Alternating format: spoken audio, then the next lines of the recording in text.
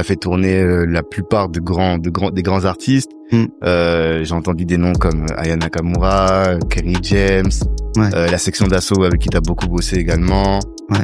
Jules. Niska. Voilà. Damso. Ouais. Il faut accepter d'accompagner un certain nombre d'artistes et te dire t'iras peut-être pas au haut du Kilimanjaro avec eux, justement. Et ça, à vivre, c'est pas toujours très facile, je t'avoue. Même encore aujourd'hui, tu vois, j'ai bien gagné ma vie, je continue à bien gagner ma vie, tout va bien. Le Kilimanjaro, justement, est-ce que c'est demain de gagner 50 000, 60 000, 80 000 euros par mois? Non, pas forcément. Non, toi, c'est pas ton objectif. Non. Pas se mettre trop en danger personnellement, c'est-à-dire que la première chose à faire, tout, c'est de se payer. Ouais. Ça, c'est la règle numéro 1.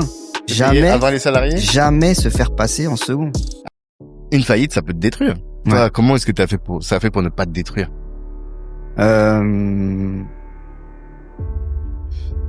te dis, je pense qu'il y a un truc de joueur. Ouais. Il y a un truc de joueur et puis tu te dis non mais je sais pas, quand même la prochaine fois je ferai mieux et j'y retourne.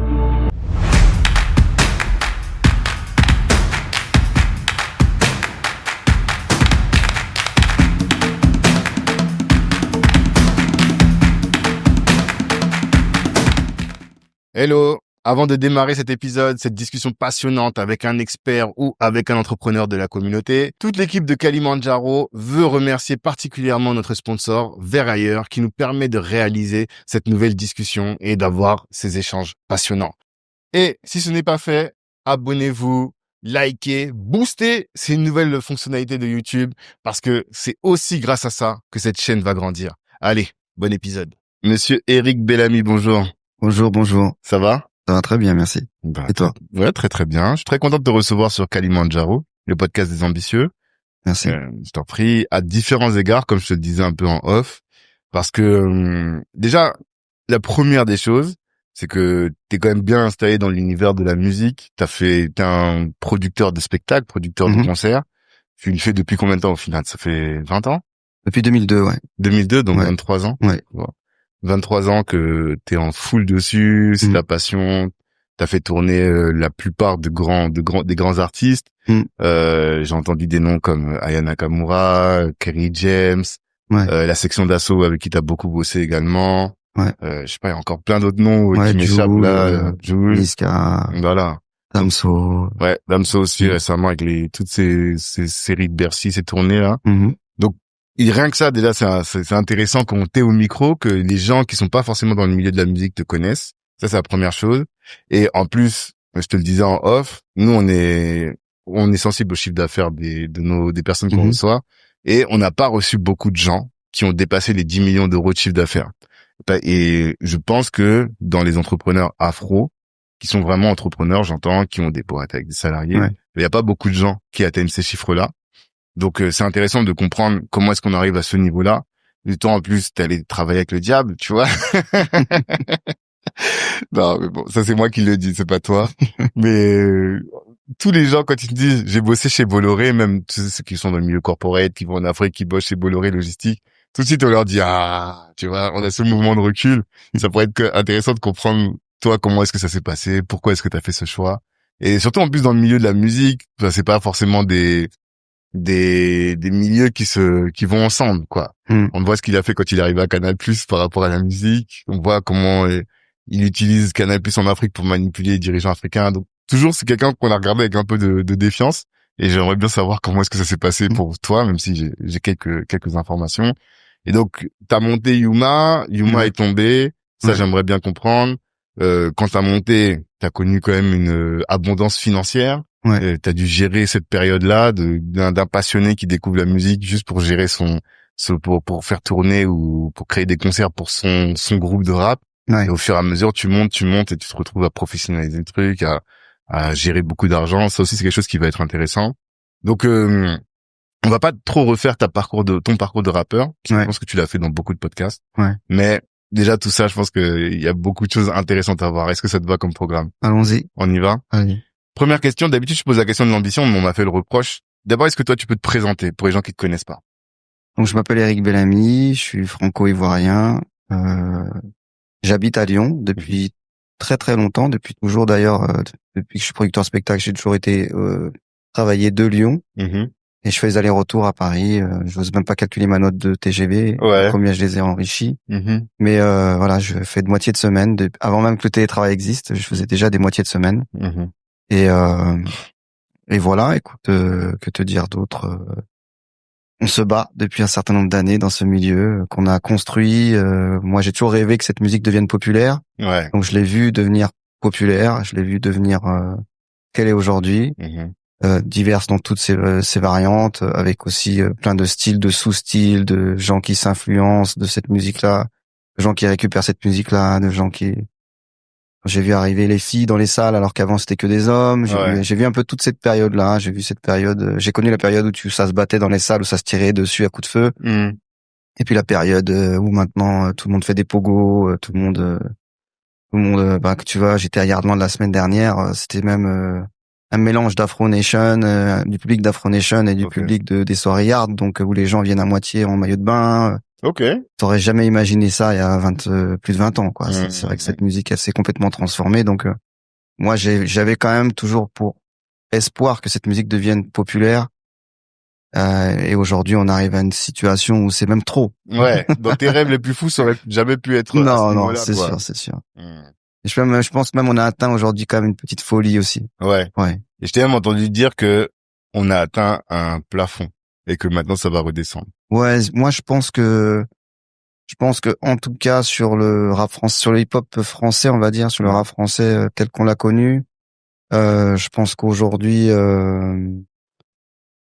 les artistes, notamment sur le live, je parle vraiment sur ma partie à moi, je parle pas du disque, mais sur le live, je pense qu'ils ont été trop loin dans l'exagération un petit peu des mauvais comportements, tu vois, quand t'es booké à un festival à 300 000 € de cachet et que tu ne fais même pas une publication Instagram pour soutenir le festival qui te book. Tu veux, les programmateurs, ça les a tellement rendus fous qu'ils attendaient juste le moment où justement ils programment ce groupe-là. Le public n'est pas au rendez-vous. Parce que le public, finalement, on s'aperçoit qu'il préfère aller le voir en salle que aller le voir en festival. D'accord. Puisque les prestations en salle sont beaucoup plus chiadées que celles en festival. Avec la déco, avec les invités et tout ça. Donc les festivals commencent à se dire, bah écoutez les gars, vous vendez à ce prix-là, mais ça ne les vaut pas. Donc maintenant on va faire le tri et on va commencer à ouvrir la machine à laver. Tu vois. Donc on arrive à ce moment-là, je pense. Bah ça va être, c'est intéressant en tout cas de parler de tout ça, de cette économie-là, parce que moi personnellement, j'aime beaucoup ces épisodes-là parce que fan de rap, j'ai besoin de comprendre un peu comme Dasset faisait l'entourage et tout ce qui est tout autour de ça. Mais je sais que notre public il est plus intéressé par le business au sens pur et l'Afrique aussi. Je pense que c'est un sujet qui va beaucoup nous intéresser parce que toi t'as dit que tu voulais vraiment développer ça. Et je me souviens que quand Angelo était là, il disait que c'était aussi un des marchés du futur. On voit que il y a une volonté d'aller en Afrique. Pendant le Covid, tous les artistes allaient en Afrique, mais le service ou plutôt l'écosystème, l'industrie n'est pas encore structuré et qu'il y a tout un travail de structuration à faire. Moi, j'aimerais bien comprendre ton avis là-dessus. Mais avant ça, quelle est toi ton ambition ultime? Tu sais, le nom du podcast, c'est Kalimandjaro, en référence au Kilimandjaro, qui est la plus haute montagne d'Afrique. Et le fait de dire que, en tant qu'entrepreneur, on a tous une montagne comme ça qu'on veut gravir et qui est un peu un point culminant ou un peu le sommet de notre carrière entrepreneuriale. Et toi, quel est ce sommet que tu souhaites gravir? Comme ça, on va comprendre quel chemin t'as pris pour y arriver, quoi, tu vois.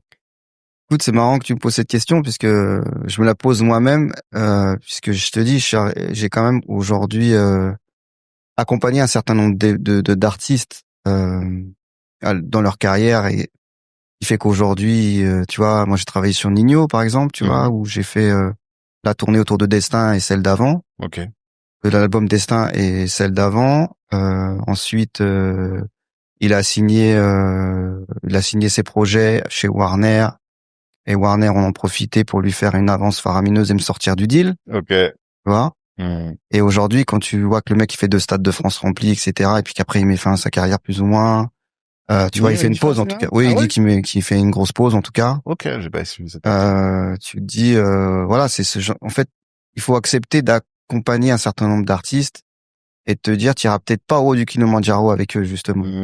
Et ça, à vivre, c'est pas toujours très facile, je t'avoue. Même encore aujourd'hui, tu vois, où j'ai plus de 50 ans là, je les ai dépassés. Ah ouais? Ouais.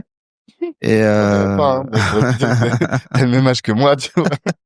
Ok, d'accord. et te dire voilà, tu vois, à un moment donné, t'accompagnes un artiste et tu ne vas pas jusqu'en haut avec lui, mais tu l'as accompagné. Donc, est-ce que tu t'en tiens à là, ou est-ce que encore ton ambition demain, c'est de te dire, je veux m'accrocher à tout prix et travailler avec un artiste très longtemps, comme ça a pu être le cas avec des artistes avec lesquels je travaillais longtemps, comme Kerry James, comme Youssoupha, pendant plus de 10 ans, et te dire, c'est des artistes avec qui je vais rester très longtemps. Mais tu vois, par exemple, Damso, on a travaillé ensemble 3 ans et demi, 4 ans quasiment. Euh, et le mec, donc, décide de changer toute son équipe. Dont c'est vrai que le contrat était fini entre nous. On a une victoire de la musique ensemble, meilleur spectacle de l'année quand même. Tu vois, Ok. c'est la première fois que ça m'arrive dans ma carrière en plus. Ok. Avec mon coproducteur Alexandre Saadi, tu vois, on a la victoire de la musique, meilleur spectacle de l'année. Alors évidemment, on peut pas dire que c'est grâce qu'à nous. C'est une équipe, tout ça, tu Bien vois. sûr. Mais tout se passe bien, le mec repart avec de l'argent. Enfin, tu vois, c'est une tournée profitable, tout va bien en fait. Et il décide de tout changer. Ouais. Et il prend même pas la peine de t'appeler pour te dire on arrête là. Il part bien en tête dans sa stratégie qui lui appartient, pourquoi pas. Mais en termes de relations humaines, je trouve ça dur, tu vois, que le mec il prenne même pas le temps et l'effort de te dire écoute, merci, salut. Moi, j'entends tout ça, tu vois. Ouais. Je n'aurais pas été pleurer, mais pourquoi? À un moment donné, c'est la vie. Mais rien, silence radio, non, tu vois, en fait, si tu veux, il y a une espèce de manque d'élégance chez un certain nombre d'artistes depuis un moment, depuis que cette musique est devenue si grand public.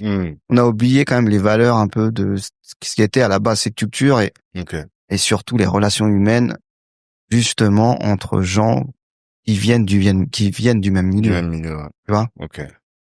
Donc écoute, pour répondre à ta question, j'ai envie de travailler avec des gens qui sont alignés un peu plus sur ma philosophie, qui est de faire des beaux spectacles, évidemment de gagner des sous, que tout le monde soit content, mais aujourd'hui c'est difficile de se dire avec cet artiste-là, je sais que je peux travailler pendant 10 ans parce que aujourd'hui ils sont tous ils oublient très vite, tu vois. De toute façon, bon, t'as bien vu, tout le monde en a parlé plein de fois, tu vois, mais oui, ils oublient très vite de là où ils viennent, ils oublient très vite de qui les a accompagnés, tu vois. Booba dirait même ceux qui l'ont fait. Ouais. Moi, je vais pas jusque là, mais en tout cas, ceux qui les ont quand même aidés et accompagnés, c'est le succès, il est pas lié qu'à ta propre personne, mais bon, c'est malheureusement le mauvais côté des choses en ce moment. Et tu vois, même c'est marrant parce que j'en parlais encore avec un ami la dernière fois, j'en regrette même l'époque où il y avait des grands frères renois qui accompagnaient ces jeunes artistes. Je te parle de ça à la fin des années 90, début des années 2000. Qui étaient des mecs qui venaient tu vois, des Buffalo, tu vois, des différents gangs et tout ça. Et qui avaient des principes. Qui avaient des principes et qui pouvaient. Qui recadraient les jeunes. Et là, mon gars, quand même. On fait pas ça. Aujourd'hui, tout est permis et c'est un peu dur à vivre. Donc écoute, j'essaie surtout, tu vois, de pas, est-ce que ma flamme ne s'éteigne pas? D'accord. Donc j'essaie de faire des choses qui me font plaisir avec des groupes qui me font vibrer. Et c'est pour ça que le marché aussi qui me fait vibrer est celui de l'Afrique. Même s'il est encore pas mature, même s'il est encore très risqué. Mais en tout cas, c'est quelque chose, pour répondre à ta question, où je me dis, là, j'arrive sur un terrain vierge, comme ça a pu l'être à un moment de l'ascension du rap français, où il y avait des petites choses, mais il y avait plein de choses à construire, des festivals, des promoteurs solides à aider, à structurer, à mettre en place. Et j'aimerais être un de ceux qui va permettre cette mise en place de ce marché-là qui n'existe pas encore aujourd'hui. D'accord. Et pour revenir assez rapidement sur le sujet de la collaboration avec les artistes, ce que toi t'expliques et ce que je comprends, c'est que nous, on parle souvent de la rétention de nos clients. Ouais. Et toi, vous avez complètement ce problème-là. C'est-à-dire que tu vas l'avoir pendant une tournée. Ouais. Vous allez faire un bout de chemin ensemble, mais tu peux pas te projeter sur le long terme parce que il suffit que quelqu'un vienne avec plus de cash et surtout une grosse avance pour qu'en fait les personnes te quittent pour aller voir la concurrence, quoi. T'as pas de moyen de bloquer les artistes. Non, je pense qu'aujourd'hui, l'offre, si tu veux, autour des artistes, elle est tellement grosse, grande. Si tu vois, à l'époque, quand on faisait les premières tournées, on était 3 producteurs de spectacles à avoir. Enfin, j'étais le seul à avoir que de l'urbain. Mais les autres ils étaient 3 à proposer quelques groupes de rap, tu vois, bien choisis. Aujourd'hui, on est plus de 20 autour de la table, avec des profils complètement, tu vois, variés, avec des mecs qui ont 80 ans, qui sont côté producteur de Johnny, mais qui aujourd'hui est producteur de Gims, par exemple, encore aujourd'hui, qui est une personne qui a plus de 80 ans. Ok. Tu vois, et il y a pas cette solidarité où on essaye d'être un peu business black entre nous. Ok. Ça, c'est très dur aussi, je trouve, à vivre. Parce que les mecs, finalement, j'ai l'impression que même ils ont le complexe, au contraire. Ils ont le complexe. Ah, ça existe encore, ça? Mais bien sûr, d'avoir envie de se faire draguer par ces gens-là. Et d'être important à leurs yeux.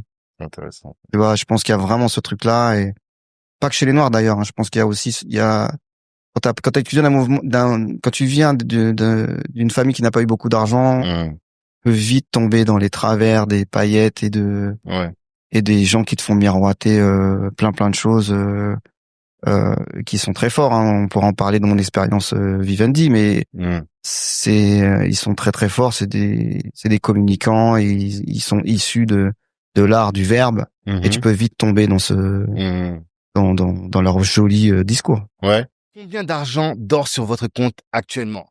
Combien de projets restent en attente faute de financement? À quel point vous payez trop cher vos assurances et vos frais bancaires? Le cabinet Vers Ailleurs est là pour vous, avec une mission, c'est faire en sorte que votre argent travaille aussi dur que vous. On a reçu Stéphanie Régnier sur le podcast. Vous l'avez écouté, vous avez vu comment elle est smart. Sa mission, c'est de faire en sorte de transformer votre argent en machine à créer de la valeur. Il faut que votre argent travaille pour vous. Investissement responsable, courtage immobilier, son cabinet maîtrise tous les leviers pour optimiser au maximum et augmenter le rendement de votre argent. Ne laissez plus votre argent dormir, ça c'est quelque chose qu'il faut que vous reteniez absolument. Et en plus, si vous connaissez bien Stéphanie, que vous avez écouté son podcast et que vous avez un peu investigué, vous allez voir qu'elle est déclarée à l'ORIAS, qu'elle est assurée, que tout le cabinet est organisé de manière professionnelle et de manière excellente. On est loin de tous les coachs d'internet qui s'improvisent conseillers financiers. Là, on est sur quelque chose de extrêmement professionnel. Si ça vous parle, allez sur le site Vers Ailleurs. Vous avez le lien en description du podcast et passez au next step de votre patrimoine.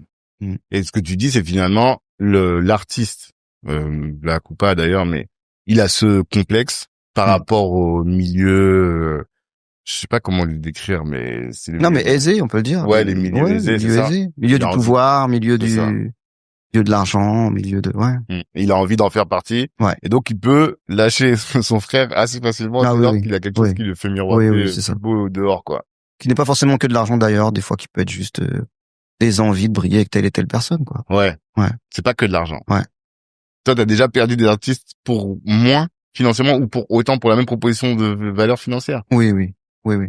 Parce qu'ils avaient envie d'essayer autre chose, en fait. Ouais. C'est plus ça, c'est ce que je te dis, c'est qu'aujourd'hui, comme il n'y a pas de garde-fou, finalement, et encore un phénomène plus compliqué pour les jeunes managers et jeunes artistes qui eux arrivent aujourd'hui à cette époque où il y a des concerts partout, des festivals partout, et donc tu vois, ils sont prêts à refuser des festivals parce qu'ils sont pas écrits assez gros sur une ligne, tu vois, de l'affiche. Ok. Tu vois, donc du coup, et comme il n'y a pas de garde-fou, tout est un peu permis, donc ils sont voilà, ils vont un peu sur leurs envies, sans se poser trop de questions, sans se dire qu'il y a quand même un truc à essayer de garder une industrie, tu vois, avec des fondateurs qui tiennent l'histoire et tout. Non, là, ils vont à l'opportunité. Mais comment on pourrait faire ça, justement? Est-ce qu'il y a un moyen véritablement, parce que tu te doutes bien que ça, c'est dans notre ADN, et qu'on a toujours, on s'est toujours dit, nous sommes les acteurs de ce milieu-là. Je veux dire, les rappeurs, 90% sont de la communauté. Et quand ils sont pas congolais, ils sont au moins à côté. T'as toujours quelqu'un qui connaît le manager, le frère, l'artiste, le truc. Ça. Ouais. Et donc, mais il y a cette phrase de Farid qui dit derrière une femme, derrière un homme qui réussit, il y a toujours une femme qui se cache, mais derrière un rappeur, il y a toujours un homme blanc qui prend du cash. Je sais pas si t'as entendu ça. Ah ouais, j'avais pas entendu, elle est mortelle, ça. Franchement, elle est mortelle. Et moi, ça m'a toujours travaillé, et je me dis, à aucun moment, on se dit, mais non, tu vois. Il y a des gars comme toi, des gars comme Angelo, des gars, et se dire, vas-y, on va travailler prioritairement avec ces gars-là. Il y a pas cette volonté-là, et cette réflexion de faire un peu le syndicat. Une sorte de syndicat dans la musique, il y a pas du tout ça? Non, pas du tout. Et c'est dû à quoi, à ton avis? Eh ben, parce que c'est le fait que là, la valeur première aujourd'hui est l'argent. C'est pas la culture, c'est même pas la personne, j'ai envie de dire. Ouais. Et c'est vraiment l'envie, l'ambition personnelle de l'artiste ou du manager passe par-dessus tout. Que de l'argent. Ouais. Ou de l'ambition. Ouais. Tu vois. L'ambition de te dire, ah ben voilà, je suis avec un tel, je peux faire ma photo avec un tel, je vais dans tel milieu, ah bah lui, il pèse tant, je suis avec lui à ses côtés, ou dans son roster, ou machin, tu vois. Donc, comment faire? Je te dis, moi, c'est ce que je disais encore avec des amis encore chez les Buffalo, je leur dis, mais c'est vous qui avez merdé. Ah ouais, tu penses? Bah, il fallait pas lâcher, en fait. Mais comment tu pouvais lâcher? Enfin, comment tu pouvais retenir? Ils ont le même problème que toi, non? Oui, mais à un moment donné, comme tu dis, tout le monde connaît tout le monde. Ouais. Ils auraient pu mettre en place, enfin, c'est difficile, c'est facile de les blâmer, mais on aurait pu mettre en place, en tout cas, un système, comme ça peut l'être aux États-Unis encore aujourd'hui, quand même, hein, où t'as quand même, tu vois, dans les maisons de disques et autour des gros artistes, des mecs qui viennent des années 90, qui sont toujours là, qui ont un rôle de truc, de DA, de ce que tu veux. Ouais. Et qui sont un peu garde-fous, qui peuvent dire à l'autre, oh, doucement, quand même. D'accord. Puis de toute façon, aux États-Unis, il y a quand même ce truc un peu plus black qui est un peu plus affirmé, de toute façon. Mais dans cette industrie, je pense que ceux qui avaient le pouvoir de le faire à un moment donné, c'était eux parce qu'ils étaient autour des artistes en tant qu'agents de sécu et aussi ils étaient influents. Tu vois, ils auraient pu l'être à ce moment-là en tout cas. D'accord. Bon, pour que les gens qui connaissent pas, les Buffalo, c'est des anciens gangs à l'époque, les gens qui se battaient contre les skinheads dans les années fin des années 80, non même 80. Années 80, fin des années 80, début des années 90, et qui ensuite se sont orientés, qui ont accompagné les rappeurs, qui ont produit les rappeurs. On avait fait un événement avec Fana, que tu connais probablement, qui est tourneur, et qui lui aussi faisait partie de cet univers-là. Donc on en voit encore aujourd'hui, surtout qu'ils gèrent la sécu, mais ils ont pas les places de directeur de... Ce qu'ils auraient dû avoir. Voilà, ce qu'ils auraient dû avoir. Et peut-être pour que les gens comprennent, parce que je pense qu'il y a beaucoup de gens, ils entendent des mots depuis tout à l'heure, ils comprennent pas forcément l'économie et plutôt le cadre dans lequel toi t'interviens.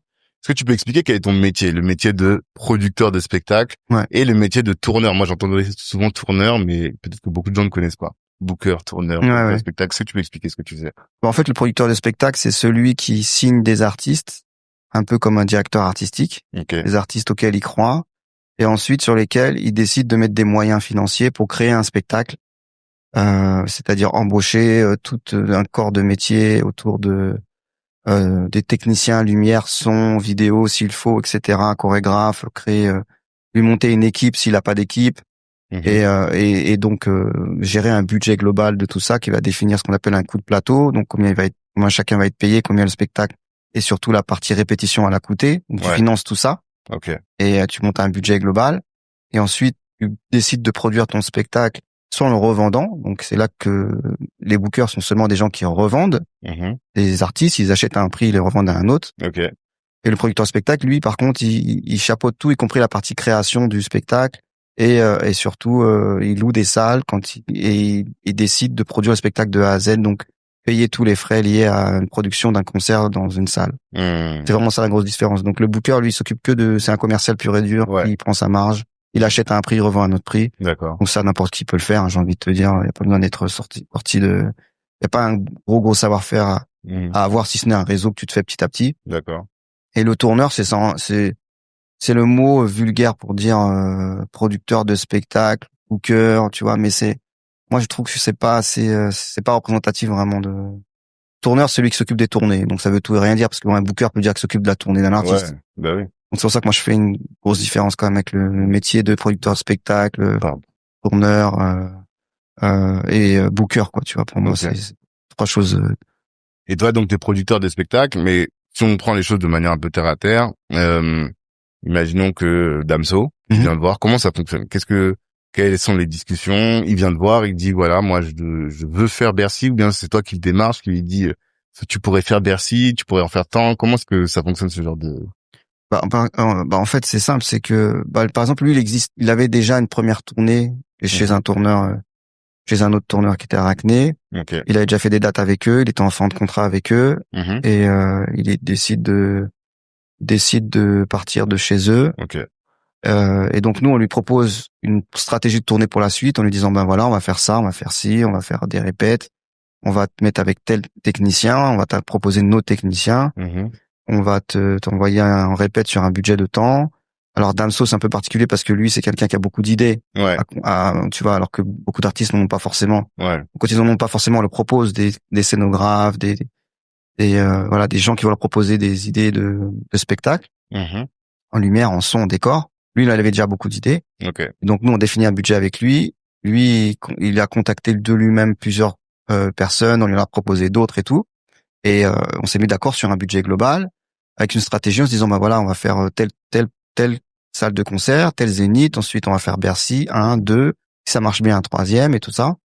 C'était ce qu'on avait fait avec lui. Et puis ensuite, on va te vendre en festival.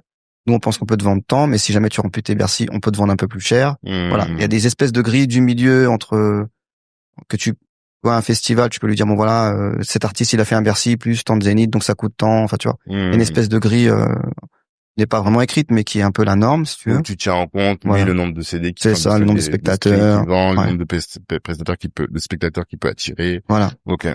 Voilà, donc c'est un peu comme ça qu'on travaille. Et puis ensuite, sur le budget général, soit on décide de lui donner une avance, ou soit on décide de pas lui donner d'avance. Et ensuite, on fait un partage du résultat entre lui ou sa société, ou la société de son manager, c'est son manager qui gère tout son business, et nous, un peu sur le modèle de la distrib, 60-40, 70-30 pour lui, un peu comme sur le disque, ça c'est un peu calé là-dessus. Okay. Et ensuite, toi, tu prends un pourcentage de production exécutive par rapport au fait que tu avances tout l'argent quand même. C'est ça, en fait. C'est là que je découvre que c'est un métier où vous devez avancer beaucoup de cash. Voilà.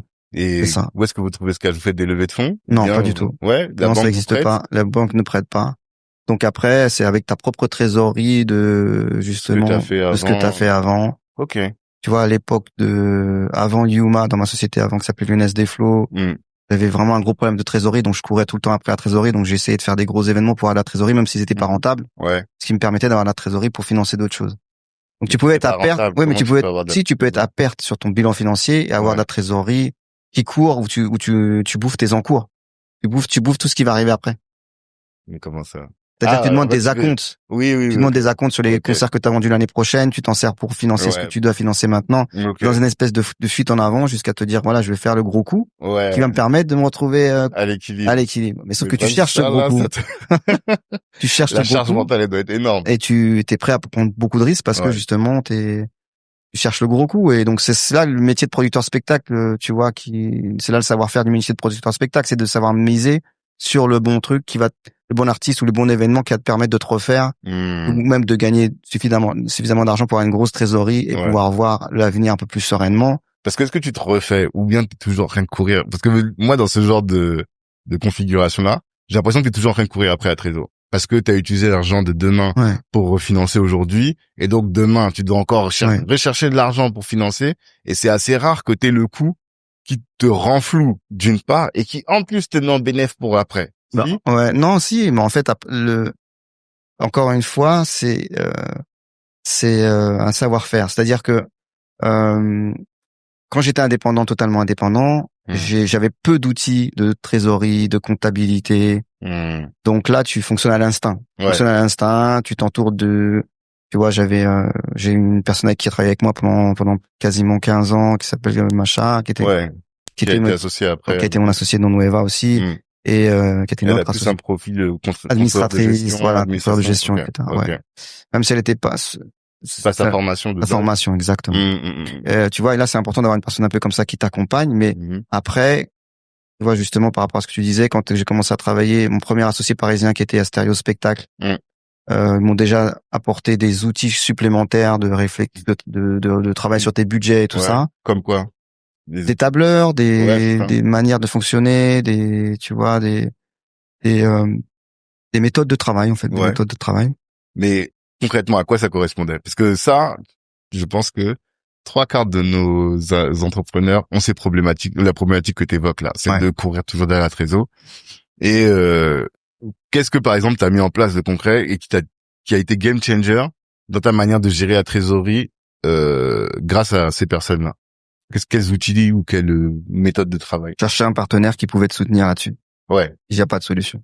Il n'y a pas de solution en tant qu'indépendant. Et donc la seule solution, ça a été de me dire, écoute, faut que je m'entoure différemment et que j'aille chercher des partenaires qui peuvent soutenir sur sa partie de trésorerie. Tu veux qu'on ait du cash. Ouais. Ok. D'où Bolloré. Pardon. D'où, ouais, d'abord Asterios Spectacle. Ouais. Ensuite, on a eu des tournées à succès qui ont permis de renflouer les caisses quand même. Ouais. Hein, ça c'est clair. Mhm. Section d'assaut, Youssoufa, tout ça, tu vois, ça a permis de permettre de faire entrer de l'argent et de nous remettre à jour. Ok. De la trésorerie quand même, tu vois. Mhm.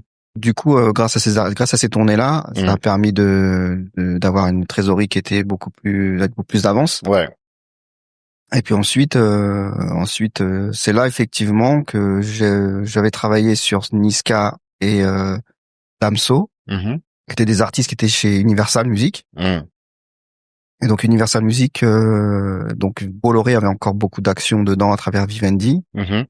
Et ils ont décidé de monter une branche tournée au sein de Vivendi qui s'appelait Olympia Productions. Ouais. Et Olympia Productions cherchait des artistes et le patron de Universal m'avait convoqué pour me dire écoute, ça serait bien que tu coproduises avec Olympia Productions parce que c'est la maison. Et t'es bien gentil, mais bon quand même, il faut reverser un peu d'argent. Ouais. Parce que toi t'avais leurs artistes, mais à ce moment-là, toi tu dealais juste avec les artistes, tu dealais pas avec leur maison de disques. Exactement. Et c'est eux qui se sont dit bon, on travaillons ensemble quoi. Voilà, exactement. Okay. Et donc c'est comme ça que je me suis rapproché de Olympia Productions qui était en train de se développer, qui m'a dit écoute, si tu veux, on coproduit ces deux artistes-là, mais on peut pousser la discussion plus loin. Et donc petit à petit on a commencé à discuter de ça. On avait j'étais avec mon collaborateur Alexandre Saadi avec qui on coproduisait ces deux artistes-là. On avait ensemble une boîte de showcase club qu'on avait montée qui s'appelait Strong Live Agency. Okay. Alexandre et moi. Et du coup, on a décidé de ouvrir la discussion à la fois sur la boîte de booking, donc de showcase club, Strong Live Agency et sur Yuma. Okay. Et c'est comme ça qu'on a commencé à petit à petit à discuter avec eux et puis à s'entendre au final. Hein. Ouais. Et ce que je disais, toi t'as pas eu de réticence par rapport à Bolloré, par rapport à connaître un peu le personnage. Alors, surtout qu'il y a deux choses avec Bolloré, c'est qu'au-delà de la personnalité un peu particulière, c'est qu'on dit qu'il est très dur en affaires. Comment est-ce que ça s'est géré? J'imagine que tu dealais pas avec lui directement. J'ai jamais vu. Ouais, jamais rencontré? Jamais rencontré. Ok, d'accord. Non, je l'ai jamais rencontré. En fait, Vivendi, c'est un empire où ils sont, je sais pas combien, quoi, tu vois. Ouais. Et du coup, on a discuté avec Christophe Sabot, qui était la personne qui s'occupait d'Olympia Productions, et lui, il a toujours fait le tampon avec tous ses supérieurs, puisque lui, il se tapait les réunions effectivement chez Vivendi, etc. C'est lui qui a été défendre notre dossier avec le patron d'Universal auprès du directoire de Vivendi, effectivement. Okay. Et donc de Bolloré, devant Bolloré, en disant c'est le projet sur lequel il faut aller, nous on veut y aller et tout. Et puis c'est comme ça qu'on a vendu les deux boîtes. Et on a intégré Olympia Productions, qui est donc cette branche de entertainment de Vivendi. Ça c'est en quelle année? 2011. Non, parce que je te dis n'importe quoi. 2019. 2019. Et quand tu dis que t'as vendu une partie des parts, t'as vendu toutes les boîtes? En fait, Strong Live Agency, on avait vendu 100%. Okay. Et Yuma Productions, on avait vendu 50. Pas de bêtises, 50%, et le 50 autres %, il y avait un earn-out. Ouais. À la fin. Oui, 2019, du coup, juste avant le Covid. Pour les gens qui connaissent pas, en fait, l'earn-out, c'est un dispositif. Quand tu vends ta boîte, t'es obligé de rester dans la boîte X nombre d'années, entre 2 et 3 ans. Pour la faire performer. C'est ça. Et ce n'est que si tu arrives à atteindre les performances que vous avez déterminées ensemble, que tu vas recevoir un bonus sur le cash que exactement. tu es censé avoir. Mais comme j'avais été plutôt bien conseillé, j'avais pris déjà un bon cash out à l'avant. Ouais, c'est ça. Heureusement. Ouais. Heureusement, puisque après m'avoir fait miroiter qu'on allait isoler les années Covid, qu'on allait continuer à travailler ensemble. En fait, pendant le Covid, moi, j'ai assisté à la transformation de Vivendi et le fait que ça a commencé à devenir un groupe de médias. Ok. C'est là j'ai vu l'arrivée des enfants Bolloré et le changement d'ambiance. D'ambiance, c'est-à-dire? C'est-à-dire que nos voisins de palier chez Olympia Productions, c'était c'est toujours une entreprise. J'essaie de retrouver le nom qui travaille pour les réseaux sociaux de Éric Zemmour. Ok. Voilà. D'accord. Ouais. S'appelle. Ça va me revenir, je te redirai tout. Ouais. Ok. Mais voilà, donc c'était nos voisins de bureau. Donc là, on a commencé à se dire, qu'est-ce qui se passe? Ouais. Vous a dit non, mais non, vous inquiétez pas, ils sont là que pour quelques temps. C'est c'est les délires de Bolloré parce qu'ils savaient pas où les mettre, ils ont mis là, mais ils vont pas rester longtemps et tout ça et tout ça. Et puis on a vu qu'effectivement la musique ça commençait à moins en moins les intéresser. Ils ont vendu la grande partie de leurs actions aux Chinois, les actions de Universal Music aux Chinois, groupe chinois. Ok. Et puis d'un seul coup on s'est dit mais attends, ils vendent de la musique. Le tour, pourquoi ils vont garder le tour, sachant qu'on a toujours su que les enfants Bolloré, c'était pas leur, ils s'en foutaient un peu et puis et qu'ils avaient d'autres ambitions tout simplement. Donc on s'est dit bon, ça sent pas très bon et puis on a senti le changement d'ambiance, on a senti que ils ont changé de personne qui était le directeur au-dessus de Christophe Sabot, de la filiale qui s'appelait Vivendi Village, ils ont changé le mec. On dit une personne qui est arrivée là pour clairement pour fermer tout. Donc ils ont gardé l'Olympia, la salle, parce que c'est du foncier, des murs et tout ça. Et toute la branche tournée, les festivals, les boîtes de tournée, ils ont tout liquidé. Et j'oublie Citicket, la boîte de billetterie. Ok. Ouais, aussi qui n'était pas assez rentable et ont tout liquidé.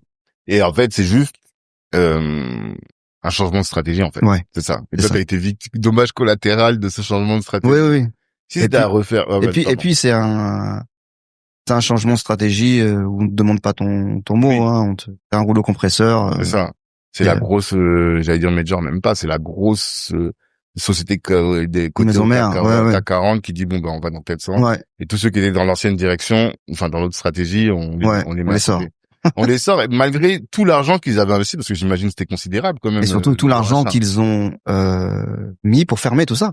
Oui, ça a dû coûter aussi. Bien sûr. Tout à fait. Licencier tout le monde, tout ça.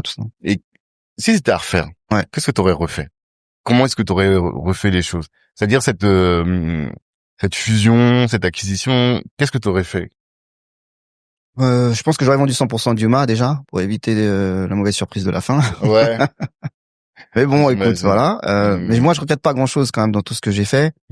Et surtout, ça m'a appris, ça m'a ouvert les yeux sur ce milieu aussi des communicants, ce que je disais un peu en off, qui sont les milieux qui surfent entre le politique, entre la culture, entre la puissance aussi d'un État dans l'État qui est Vivendi, Bolloré quand même. Hein, tu vois, tu vois que nous, on a justement, j'ai été à Mawazine, qui était un événement géré par, en fait, la production exécutive est gérée par les équipes de Olympia Productions. Ok. Et c'est un deal directement entre Bolloré et le roi du Maroc, tu vois. Ok. Donc tu sens que voilà, et quand ils décident de se mettre en action, il a le bras long. De toute façon, ça on le sait. Et il y avait ils nous ont fait travailler pendant le Covid sur plein de projets sur lesquels ils étaient à la base, je pense, et qui ont été tous avortés. Qui étaient des projets de grande ambition, tu vois, ils ont mis de l'argent dans les canals Olympia en Afrique, je le sais. Et aujourd'hui, ce sont des salles de cinéma et un peu des salles de cinéma qui étaient où pareil, ils ont écouté personne, mais ils ont fait des petites salles de cinéma de 400 places. Qui aujourd'hui sont plus des petites salles, alors qu'aujourd'hui t'as Pathé qui arrive en Afrique, mais ça ils n'ont pas vu venir. Alors tout le monde leur avait dit, mais le schéma est pas terrible. Mais quand le rouleau compresseur est parti, personne ne peut l'arrêter. C'est la difficulté en fait. Ouais. Et par contre, encore une fois, on a travaillé sur des outils. Ils m'ont mis en place des outils de gestion, de contrôle de gestion, qui m'ont fait beaucoup progresser. Tu vois, qui m'ont fait beaucoup progresser dans l'entrepreneuriat, dans la gestion de la trésorerie, de comment tu envisages, comment tu planifies. Voilà, exactement. Ouais. Et surtout, ce que je me suis aperçu en travaillant avec tout ce milieu-là, c'est qu'ils ont toujours un coup d'avance. Ok. Ouais. Et ça, c'est très difficile à appréhender, je trouve, pour nous, petits entrepreneurs. Ok. Comment ça? À ton avis, qu'est-ce qu'ils font pour avoir ce coup d'avance-là? Tu vois, sur le Covid, par exemple, je vais pas dire ils ont jamais gagné autant d'argent, mais ils ont gagné énormément d'argent sur le Covid, là où beaucoup d'entreprises ont souffert. Eux, ils avaient tout bien, de toute façon, quand t'as une armée de de gestion, de gens qui sont des mathématiciens. Ils ont été braquer l'État comme il fallait la braquer. Tout était bien fait. Et puis encore une fois, quand ils vont s'asseoir avec Macron, tu vois, je pense que c'est un peu comme quand Trump il prend par la taille, tu vois, ou par l'épaule Macron. Viens mon petit. Là, il y a un peu de ça aussi, tu vois, où c'est des gens qui sont très puissants et qui disent bon, écoute, là, on est dans la merde et tu nous donnes tant. Et l'autre, il a même pas son mot à dire, tu vois. Parce que la vérité, c'est que c'est eux qui l'ont poussé où il est aussi, donc il y a le Voilà. retour de... Bah oui, oui. Ouais. Donc c'est pour ça que je te dis, c'est un état dans l'état, et c'est des gens qui sont très puissants, et ça a été très intéressant de vivre, de pas être à leur côté, je peux pas dire ça, mais de voir la machine, comment elle fonctionne. Ensuite, t'as le directoire. En fait, tu peux faire une série sur, je pense qu'elle existe déjà d'ailleurs, sur ces grosses entreprises. Oui. Tu vois, il y en a une qui existe déjà, non? Succession. Non, mais Succession, moi je l'ai vu. Succession, il y a un peu de ça, parce qu'il y a un peu de cynisme. Il y a un peu de cynisme, il y a un peu de toute la stratégie pour monter au sein de la boîte, quitte à tuer quelqu'un au passage. C'est ça. Il y a un peu de ça dans Succession que j'ai vu effectivement. Mais en plus là c'est plus à l'américaine. Là, faut le faire à la française, c'est un peu différent. Quoi, et quand plus tu montes, tu vas aller t'approcher du directoire, où là t'as tous les mecs qui trônent là depuis 20 ans et qui sont juste là pour mettre des signatures approuvées sur les dossiers et tout ça, qui sont quasiment à la retraite, qui viennent pour certains de l'époque de Lionel Deso, tu vois, qui sont des anciens sénateurs et tout ça, qui siègent au sein du directoire et qui prennent des salaires mirobolants. Ouais. Et là, tu peux regarder combien il y a de gens de couleur. Ah, c'est sûr. Tu vois. Et moi, j'ai vite compris, si tu veux aussi, que les gens de couleur dans cet empire, ils avaient leur place, mais on les ferait monter qu'à une toute petite échelle, mais pas trop non plus. Tu vois, faut pas trop exagérer. Qu'est-ce qui t'a fait comprendre ça? Des comportements, le fait notamment que on veut jamais te faire rencontrer les bonnes personnes. On va dire, ah, mais je l'ai vu, donc c'est bon, il a approuvé tel truc que t'as demandé, etc. Mais toi, tu vas jamais le voir. Ok. Tu vas jamais le voir, tu vas pas t'asseoir avec lui, ou si ce n'est boire un café, mais ça s'arrêtera là. Il y a un vrai racisme de classe pour moi. Ah ouais. Ouais. Ah, c'est violent ce que tu dis. C'est sûr. Tu vois, donc et de toute façon, je suis pas le seul à le dire, hein. Tu vois, c'est les gens de bonne famille qui font leurs affaires entre gens de bonne famille, et tu n'es pas de bonne famille, tu n'es pas dans notre game. Tu peux faire le bouffon, mais tu seras pas dans notre game. C'est dur, hein. Mais... Ouais, c'est très dur. Mais en fait, c'est des trucs, tu vois, quand on est dans nos discussions, on en parle, on dit, ah ouais, non, ils sont comme ça, ils sont comme ça. Non, moi, je te dis, c'est la vraie. Voilà, t'as des éléments concrets qui te permettent de dire. Ouais. Est-ce que t'as eu une anecdote où tu t'es dit, putain, alors là. Bah, moi, j'ai pas un ami, mais c'était un collègue assez proche qui a cru au fait qu'il allait être dans le directoire, par exemple. Ok. Donc, il a tout fait, tous les coups bas qu'on lui a demandé. Parce qu'attention, hein, quand ils prennent leur téléphone et qu'ils disent, là, lui, là, c'est ton ami, mais demain, tu le vires, tu le sors, tu te débrouilles. Donc, il a tout fait. Il a été le bon mec le bon soldat. Ouais. Il a cru qu'il allait dans le directoire, mais il a oublié une chose, il a pas la bonne couleur de peau. Ok. Et il a pas été. Malgré qu'il s'est tué pour eux pendant 10, 15 ans, etc. Il y a pas été. Ils lui ont donné un truc de secrétaire général, de je sais pas quoi et tout ça. Donc il s'est barré là. Non, c'est très violent. Très violent. Et là, je peux parler d'expérience, pas petite expérience que j'ai vu et que j'ai entendu, etc. chez Vivendi, mais je pense que tu fais ça tu vois, j'ai un ami que tu connais certainement aussi, qui lui a vécu ça chez AXA. Enfin, tu vois, il y a plein d'autres boîtes similaires, hein, où c'est le fonctionnement de ces gros groupes financiers, où de toute façon, il n'y a pas de affirmative action en France, tu vois. Donc, les mecs continuent à se comporter de cette façon-là. Mais alors, la question. Quelle est la solution, selon toi? Bah, tu vois, moi, je pense qu'affirmative action, ça aurait pu. Moi, je pense que c'est un petit truc déjà. Ok. Parce qu'il y a beaucoup de gens qui disent, moi, je veux pas de ça parce que j'ai pas envie d'être justement au directoire parce que je suis noir. Non, mais il faut le voir. Il faut rentrer dedans quand même. C'est pour ça que, pour répondre à ta question, Bolloré, tout ce qu'il a fait en Afrique et tout ça, peut pas cautionner. Par contre, les gens que j'ai rencontrés chez Vivendi sont des gens, pour certains, qui tu te dis, c'est des gens qui ont quand même, qui sont des gens, on va dire, qui sont alignés sur tes valeurs. Ouais. Il y a pas que des fous, il y a pas que des loups. Il y a pas que des gens qui sont prêts à tuer de pères et mères. Il y en a. Mais il y a aussi des gens de qualité, de valeur et tout. Donc, c'est ces gens-là qui m'ont donné envie de me mettre un peu à leur côté.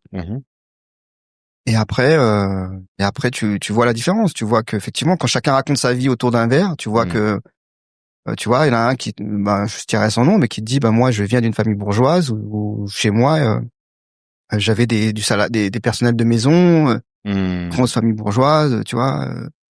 Et il dit, et toi? Et là, tu vois, et là, tu dis, bon. Ouais, j'étais au Pougon. Tu vois, donc, ouais. Mais bon, c'était c'était marrant de le vivre et c'était intéressant de le vivre de l'intérieur pour pouvoir bien voir comment ça marche. Mais t'es bien content d'avoir quitté, du coup. Oui, parce que tu peux pas, t'as pas d'avenir. Pas d'avenir là-dedans. Et sur l'évolution de ta carrière, et je te dis, la boîte, Yuma, moi je me souviens, plein de concerts, à chaque fois que je passais devant l'Olympia ou que j'allais à l'Olympia, voir D6, voir tous ces gens, mais toujours Yuma Prod. C'est qui ces gens-là, là, qui ont, finalement vous étiez presque en situation de monopole sur l'organisation d'événements rap à une époque, dans les années 2010. Ouais, on avait un certain nombre, ouais, c'est vrai. Beaucoup. Ouais, beaucoup. Nous, on cherche toujours à être leader de notre marché. Vous étiez dans une position de leadership sur l'organisation des spectacles. Ouais. Quand même. Comment ça se gère, tu vois? Parce que j'imagine que déjà en termes d'activité, tu dois avoir beaucoup d'événements, énormément d'événements à gérer tout le temps, beaucoup d'équipes à gérer. Quels sont les enseignements que tu as tirés de cette période-là qui était hyper fast? Écoute, c'était des belles années effectivement, mais c'était aussi faire le bon recrutement, c'est très important, hein, sur les bonnes personnes au poste clé. Moi, je suis quelqu'un qui laisse les gens travailler dans leur domaine, mais qui essaye de pas être le tyran, tu vois, et d'être quand même assez proche de ce qu'ils font, d'avoir des points assez réguliers. Je suis plutôt le patron accessible, ça c'est hyper important. On était une équipe de 14 à la fin, tu vois. C'est important d'être le patron accessible, c'est important d'avoir quelqu'un de solide effectivement sur l'aspect financier, de mettre en place des systèmes de contrôle des flux financiers, de la gestion et tout ça, c'est très très important. C'est ce que je dirais. Et puis ensuite écoute, avoir un bon banquier, avoir un bon comptable, voilà. Hein. Les choses basiques, quoi. Ouais. Et qu'est-ce qui faisait votre différence à vous? Qu'est-ce qui fait que les gens avaient particulièrement envie de travailler avec Yuma par rapport aux autres? Bah, je pense parce qu'on avait on avait le bon discours, on avait les bons artistes qui marchaient bien, qui brillaient. Et je pense qu'on avait un savoir-faire qui était pas je pense que c'était important on arrivait à avoir le bon discours auprès des artistes, je pense vraiment. Ouais. Tu vois, avant que je te dise, je pense qu'il y a vraiment un changement de mindset des artistes aussi, qui étaient prêts à grandir avec des gens qui venaient de la culture hip-hop. Ouais. D'accord. Et ensuite, qui ont commencé à vouloir, je te dis, on est passé de 3 à 5, 10, 15, 20 producteurs de spectacles. Et puis t'as entendu que l'autre il a pris tel montant là, t'as entendu, voilà, il y a eu le business model aussi qui a évolué, il y a eu l'arrivée des avocats, qui a été très très très importante dans tout ça, parce que les managers ont commencé à se reposer sur les avocats qu'ils prenaient pour les aiguiller sur les choix des producteurs. D'accord. Et donc les producteurs de spectacles historiques qui avaient déjà des liens étroits avec certains avocats, bah, c'était plus simple. Quitte à graisser la pâte à l'avocat. L'avocat, ok. Comme bon avocat qui se respecte. Tu penses que ça se passe comme ça? Mais c'est pas, je pense. Ah ouais. Bah oui. Donc, l'artiste, lui, il choisit un avocat pour bosser avec lui régulièrement. Le producteur de spectacle, il dit, tiens, X, c'est l'avocat. Et il va voir son avocat, il dit, tu veux avoir tel client? Clac. Non, ça se passe directement comme ça, mais ça serait bien, tu vois, cet artiste, si on arrive à le faire ensemble, on pourra trouver une petite solution. Mais, du coup, alors, parce que moi, en fait, quand je t'écoutais, j'ai écouté peut-être tous tes podcasts, entre hier et aujourd'hui, la majorité. Et à la fin, je me suis dit, en fait, Eric, il est pas stratège. Est-ce que tu es d'accord avec ça? En fait, toi, tu cherches pas les combis, les stratégies. Toi, tu fais ce que tu aimes et tu essaies de le faire bien et puis c'est tout. T'es pas en train de dire vas-y, je vais mettre un coup là pour faire ci, je fais les billards à 4 bandes là, je tape là pour que ça tape là, pour que ça tape là. Est-ce que t'es d'accord avec ça? Moi, je suis pas assez stratège, ça c'est vrai. Ouais. Ça c'est vrai. Tu le regrettes ou bien tu te dis je crois que c'est aussi ma manière à moi de faire du business. Je crois que malheureusement c'est ma nature et des fois ça effectivement ça me fait louper des affaires, ça j'en suis conscient. Et c'est ma manière à moi de faire du business et après j'ai envie de dire c'est à chacun de se regarder dans la glace aussi le matin et de se dire bon écoute voilà c'est. Moi je fais du business comme ça. Voilà c'est tout tu vois. Je te dis le coup de certains artistes où tu vois oui. En fait, il y a un truc qui est un peu aussi, tu vois, il y a une question, il y a aussi la notion de l'amitié entre certains artistes, certains managers et certains producteurs de spectacles auxquels moi je suis jamais rentré, par exemple. Ok. Il y a des managers, des artistes que j'aime beaucoup, on a des grands échanges. Même, tu vois, même quand avec Youssoupha, on passe des heures encore à parler, même si on travaille plus encore ensemble. On s'aime beaucoup, je pense réellement. Mais tu vois, je suis jamais parti en vacances avec des managers, avec des artistes pour vraiment que ce soit mes gars sûrs, comme on dit, tu vois. Ouais. Parce que je te dis, j'essaie de me préserver et d'accepter qu'à un moment donné, le mec peut partir. Et donc, quand t'es trop proche de ces artistes-là, tu vois, bah, tu dis, voilà, ça, cet artiste, c'est mon gars sûr, c'est moi qui l'ai fait, c'est moi qui fais tout pour lui, porter son sac à main dans les rues et tout ça. Moi, je suis pas là-dedans du tout. Il y a des producteurs de spectacles qui font ça? Ah oui. Hein? Bah oui, parce qu'ils se mettent au service de l'artiste. Donc, quand l'artiste arrive, ils vont lui ouvrir la porte, ils vont lui tenir le sac à main. Ok. Son sac à main, son sac, oui, quoi. Son sac, ouais. Oui, des producteurs. Ok. Moi, j'ai jamais été là-dedans. Je suis pas, tu vois, on travaille ensemble, on se respecte, tu vois, mais je pousse pas trop le truc de l'amitié et ça me fait défaut. Je le sais. Parce que je peux paraître le mec des fois un peu hautain, et puis tu sais, tu connais l'ego des artistes, l'ego des managers, où je suis pas dans le fait de les flatter toute la journée. Il y a des mecs qui sont beaucoup plus forts que moi là-dessus, et ils y arrivent mieux que moi, et ça leur sert vraiment. Et c'est mon problème. Mais d'un autre côté, écoute, je me dis, je suis toujours arrivé à payer mon loyer, à réussir. J'ai bien gagné ma vie, je continue à bien gagner ma vie, tout va bien. Le Kilimandjaro, justement, est-ce que c'est demain de gagner 50 000, 60 000, 80 000 euros par mois? Non, pas forcément. Non, toi, c'est pas ton objectif. Non. Parce que, quand même, t'as fait des belles opérations. Tu vois, rien que les exits. Tu sais que pour un entrepreneur, hier soir encore, on était dans une soirée d'entrepreneurs, et c'est un objectif, tu vois, pour certains. Et même, on a besoin qu'il y ait des entrepreneurs qui fassent des exits pour qu'après ils soient liquides, après ils puissent faire des choses. Donc, toi, t'as coché cette case-là quand même. Et ça, tu l'as fait avec ton comportement, avec ton attitude. Et même, il y a une anecdote que tu as expliquée où tu travaillais en tant que producteur exécutif d'un événement pour quelqu'un qui a pas payé tout le monde, qui a pris l'argent dehors et qui a vendu à tout le monde qu'ils avaient gagné de l'argent, et tu t'as dit que tu t'en es sorti juste parce que tu as été transparent et parce que tu as dit la vérité. Est-ce que tu peux expliquer, raconter cette anecdote-là? Ouais, c'était quelqu'un qui a fait une espèce d'opération pyramidale où je vais te voir, je te dis voilà, on va faire Percy, on va gagner tant à la fin. Je vais voir ton collègue, je fais la même chose, je prends de l'argent partout et puis à la fin, évidemment, tu peux pas payer tout le monde. Tu peux pas promettre à tout le monde ce que tu leur as promis. Et quand je me suis aperçu qu'on allait vers un système comme ça, j'ai appelé les 2-3 personnes que je savais étaient dans ce système-là.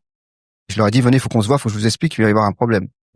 C'est comme ça que je m'en suis sorti de cette histoire, avant qu'ils se retournent tous à la fin contre moi, pour me dire, hey, mon argent, elle est où? C'est comme ça que je m'en suis sorti. Et si j'avais pas eu cette attitude-là, je pense que ça serait très mal fini. Ouais. Et donc, tout ça pour montrer, parce que on avait une discussion aussi avec Amadoun du K54, tu vois qui c'est? Et lui, il disait qu'être gentil en business, ça paye aussi. Parce qu'on a toujours cette idée que quand t'es dans le business, faut que tu sois un requin, que t'escroques, pas que t'escroques, mais que tu sois dans une position ok plus, ok moins, quoi. Il y en a un qui est là et qui va prendre tout, et l'autre qui va être là et qui va tout perdre. Et toi, ce que tu montres, c'est que tu peux gagner ta vie correctement, durer dans le business. Et est-ce que tu dirais même que c'est ce qui te permet de durer dans le business? D'être le gars cool, le gars qui est correct, qui est carré? Qu'est-ce que tu penses de ça? Tu vois, par exemple, il y a cette notion effectivement des marges que tu prends sur des concerts. Où effectivement tu peux pousser le curseur plus loin et être malhonnête. Sans que ça se voit. C'est-à-dire? C'est-à-dire que tu peux très bien aujourd'hui les avocats et même les artistes, la seule solution de trouver de contrôler les comptes, c'est d'envoyer des comptables. Mais encore une fois, les comptables, ils vont vérifier quoi? Les factures. Donc les factures, tu peux me facturer de la scénographie que tu n'as pas faite. On va pas forcément le voir. Personne ne va savoir. Et puis après, tu me redonnes l'argent et là, tu peux faire de la marge arrière dans tous les sens. Tu vois? Parce que vous partagez le bénéfice avec les artistes. Voilà. Et comme moi, je suis la banque, c'est moi qui avance tous les frais. Et donc, l'artiste a besoin de contrôler combien est-ce que t'as dépensé pour savoir si vraiment il y a du bénéfice à la fin, et après, vous faites votre split à la fin. Mais comme c'est toi qui avance, c'est toi qui sais combien et qui a des moyens aussi de gérer. D'accord. Voilà. Mais voilà. Et j'ai envie de dire, mieux tu gagnes ta vie, moins tu vas aller vers ces pratiques-là. C'est ça que les managers et les avocats ne comprennent pas. Donc, ils te proposent un deal qui est complètement farfelu, sur lequel tu vas te casser la tête et puis tu vas dire, mais à la fin, je vais gagner ça.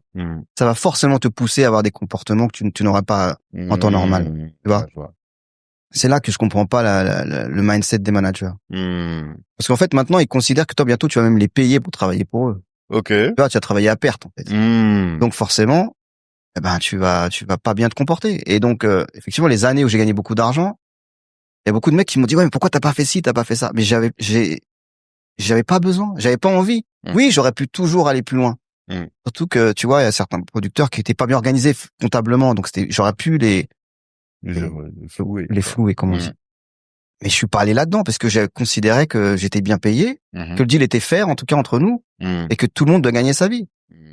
Mais tu vois, je pense que il y a certains producteurs qui se posent pas ces questions-là. Tu vois, et c'est là que je me dis, mais les mecs, renseignez-vous un peu sur le CV de chacun des producteurs que vous choisissez, en fait. Tu vois. Ok. Parce que oui, il t'a fait un super deal. Derrière. Il faut bien qu'il bouffe, le mec. Toi, t'as l'impression qu'il fait du bénévolat, le gars. Non, jamais. Ça veut dire qu'il gagne quelque part. Bah, bien sûr. Et que c'est pas dans ton intérêt, en fait. Bah oui. Alors, comme le manager, il a un peu aussi bas de front, bas de casquette, comme on dit, il va dire, ah, mais s'en fout, moi, je m'en fous, j'ai ça me suffit, j'ai eu ce que je voulais. Ok, mais sauf que ça te fait pas un business sain. Ouais. Tu vois, ça te fait un business un peu, ouais. Donc, on en est là un peu aujourd'hui, quand même, tu vois, on en est là. C'est comme ça que ça fonctionne, tu dis. Bah, on en est là avec, je te dis, des fois, c'est ce que je te disais tout à l'heure, il y a plus de garde-fous. Donc, aujourd'hui, les artistes raisonnent que vraiment sur ce qui va leur amener. Et la valeur avec qui ils travaillent, c'est au second plan. Ok. Et t'as connu ce haut, et t'as expliqué tout à l'heure que t'as fermé 2 boîtes. Là, tu m'as bien d'expliquer que t'en fermes une 3e. Ouais.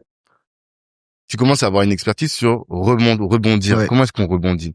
Déjà, la première chose, il y a la question de la résilience.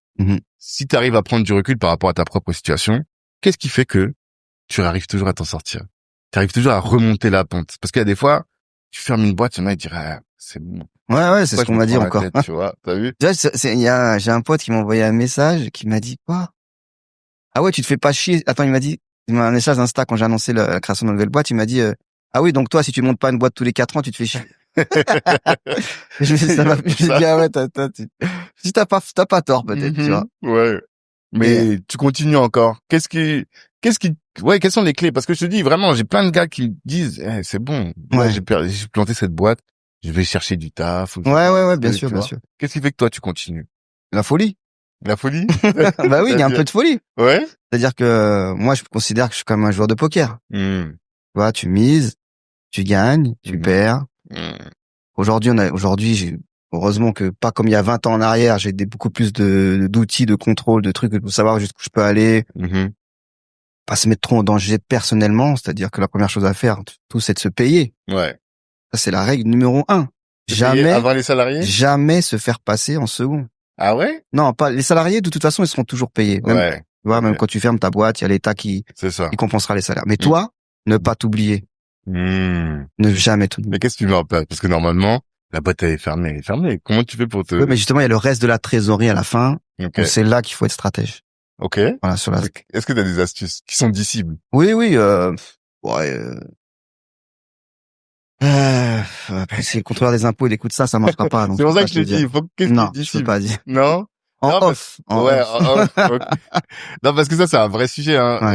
Et je t'ai entendu en parler que dans un autre podcast où tu disais justement que t'avais réussi, que t'arrivais à comprendre comment est-ce que maintenant t'arrives à, peut-être ces choses faut pas dire effectivement au micro. Mais il faut réfléchir à ça et qu'il y a des moyens qui existent, c'est ça. Ouais, c'est ça. Ça se prépare. Un dépôt de bilan, ça se prépare. Déjà, c'est la première chose. Ok. Quand tu fermes une boîte, ça se prépare vraiment. Après, la seconde chose, c'est de se dire, est-ce que j'ai envie de repartir dans cette branche-là? Ouais. Ou est-ce que vraiment, comme tu dis, t'es arrivé à la fin de ton expérience entrepreneuriale et tu te dis, bon, c'est bon, j'ai fini, j'en ai marre. Et moi, j'ai toujours cette flamme-là, c'est ce que je te dis, et justement, je fais très attention à cette flamme-là constamment dans ma carrière. Est-ce qu'elle est toujours bien allumée? Est-ce que quand je souffle dessus, elle réagit bien? Ouais. Ou est-ce que vraiment elle est toute petite et là, faut passer à autre chose tout de suite avant qu'elle s'éteigne? Mais t'as jamais eu l'occasion de participer à autre chose? Non. En fait, pour l'instant, la flamme a toujours été là. Ouais. Mais par contre, je recalibre mes modèles. Okay. Je change de partenaire. Okay. Je me sépare de certains collaborateurs. Tu vois, je vais en faire rentrer d'autres. Voilà, j'essaie de m'amuser toujours. Très important.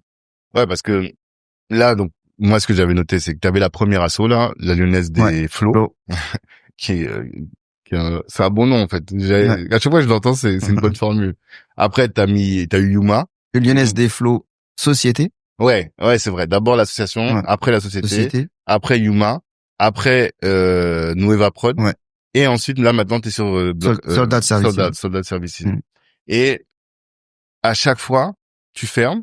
Et donc, comment est-ce que alors, de ce qui est compréhensible, de ce que tu peux expliquer, qu'est-ce que t'as mieux mis en place à chaque fermeture? Voilà, peut-être c'est ça le truc. Si tu devais conseiller quelqu'un. Non, si je devais conseiller quelqu'un, déjà, qu'est-ce que j'ai mieux mis en place, c'est retravailler sur vraiment ce qui n'a pas marché. Retravailler sur ce qui n'a pas marché, essayer de mieux calibrer tes envies et ton modèle. Ouais. Parce que le premier, ce qui avait pas marché, moi, ce que j'ai compris, c'est votre distributeur qui avait fermé. Ouais, ça c'est déjà partie de 10, quoi. Ouais, voilà. Et quand le distributeur ferme, t'as dit un truc, et pour en avoir parlé avec d'autres distributeurs avant, j'aurais jamais pensé, aller récupérer vos CD avant qu'ils soient saisis. Ça, c'est la première chose. Ouais. Donc c'est, quand tu sais que un de tes prestataires ferme, voir qu'est-ce qu'il y a à récupérer avant que ça devienne compliqué. Ça, c'est un des premiers points. Est-ce que t'as d'autres choses, du coup? Après, c'est, sur la fermeture, tu veux dire? Ouais, sur comment bien fermer, et après, la deuxième étape, c'est comment. Ouais, après, comment bien fermer, je te dis, à la question avec ton expert comptable, vraiment te poser sur ce que tu vas faire du reste de la trésorerie qui va arriver. Et après, si tu veux repartir sur une autre aventure entrepreneuriale, c'est tout de suite réfléchir à comment tu vas rebondir suite à cette fermeture, en fait. Et ne pas avoir trop de temps de latence pour pas te mettre dans une situation financière précaire, quoi. C'est ça. Ouais. Et peut-être même la réflexion, c'est de dire, faut que la fermeture soit un choix. Ouais. Et pas qu'elle s'impose à toi. Parce qu'il y a beaucoup de gens, en fait, c'est la liquidation qui les surprend presque. Bien un redressement, une liquidation. Et toi, ce que tu dis, c'est voir les signaux faibles, voir que là, on va dans une mauvaise direction, et à partir de là, prendre le choix toi-même de couper, plutôt que ce soit la vie qui te coupe, on va dire, quoi, tu vois. Mais quels sont les signaux faibles peut-être que tu regardes? Quels sont les KPI que tu suis maintenant grâce à tous les outils? Est-ce que tu peux nous partager ça? En fait, tu vois, juste un truc qui m'avait quand même bien choqué, c'est que quand j'ai fait mon premier dépôt de bilan de l'association, donc j'étais au tribunal du commerce moi-même avec un avocat qui m'a servi à rien du tout, donc déjà ça sert à rien de s'entourer d'un avocat pour aller au tribunal du commerce. Mais un comptable ça suffit, je veux dire. Et le juge il m'a dit mais donc je lui ai expliqué mon histoire, le disque, on a insisté, on a fait ci, on a fait ça. Le mec il me dit mais pourquoi vous avez insisté? Et je lui ai dit mais parce qu'on y croyait et tout. Et ils se sont regardés entre eux et ils ont levé les épaules, quoi. Ils ont dit mais il est fou. Ah ouais? Tu vois? Parce que t'as insisté en quoi, c'est-à-dire? C'est-à-dire que en fait, dès la première année de fragilité de ton bilan, il faut pas trop insister sur le fait de dire l'année prochaine je vais faire x2, je vais me rattraper mon histoire.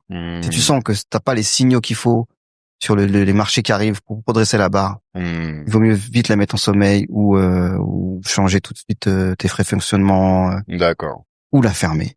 D'accord. Ouais. Ou pas creuser trop ton trou.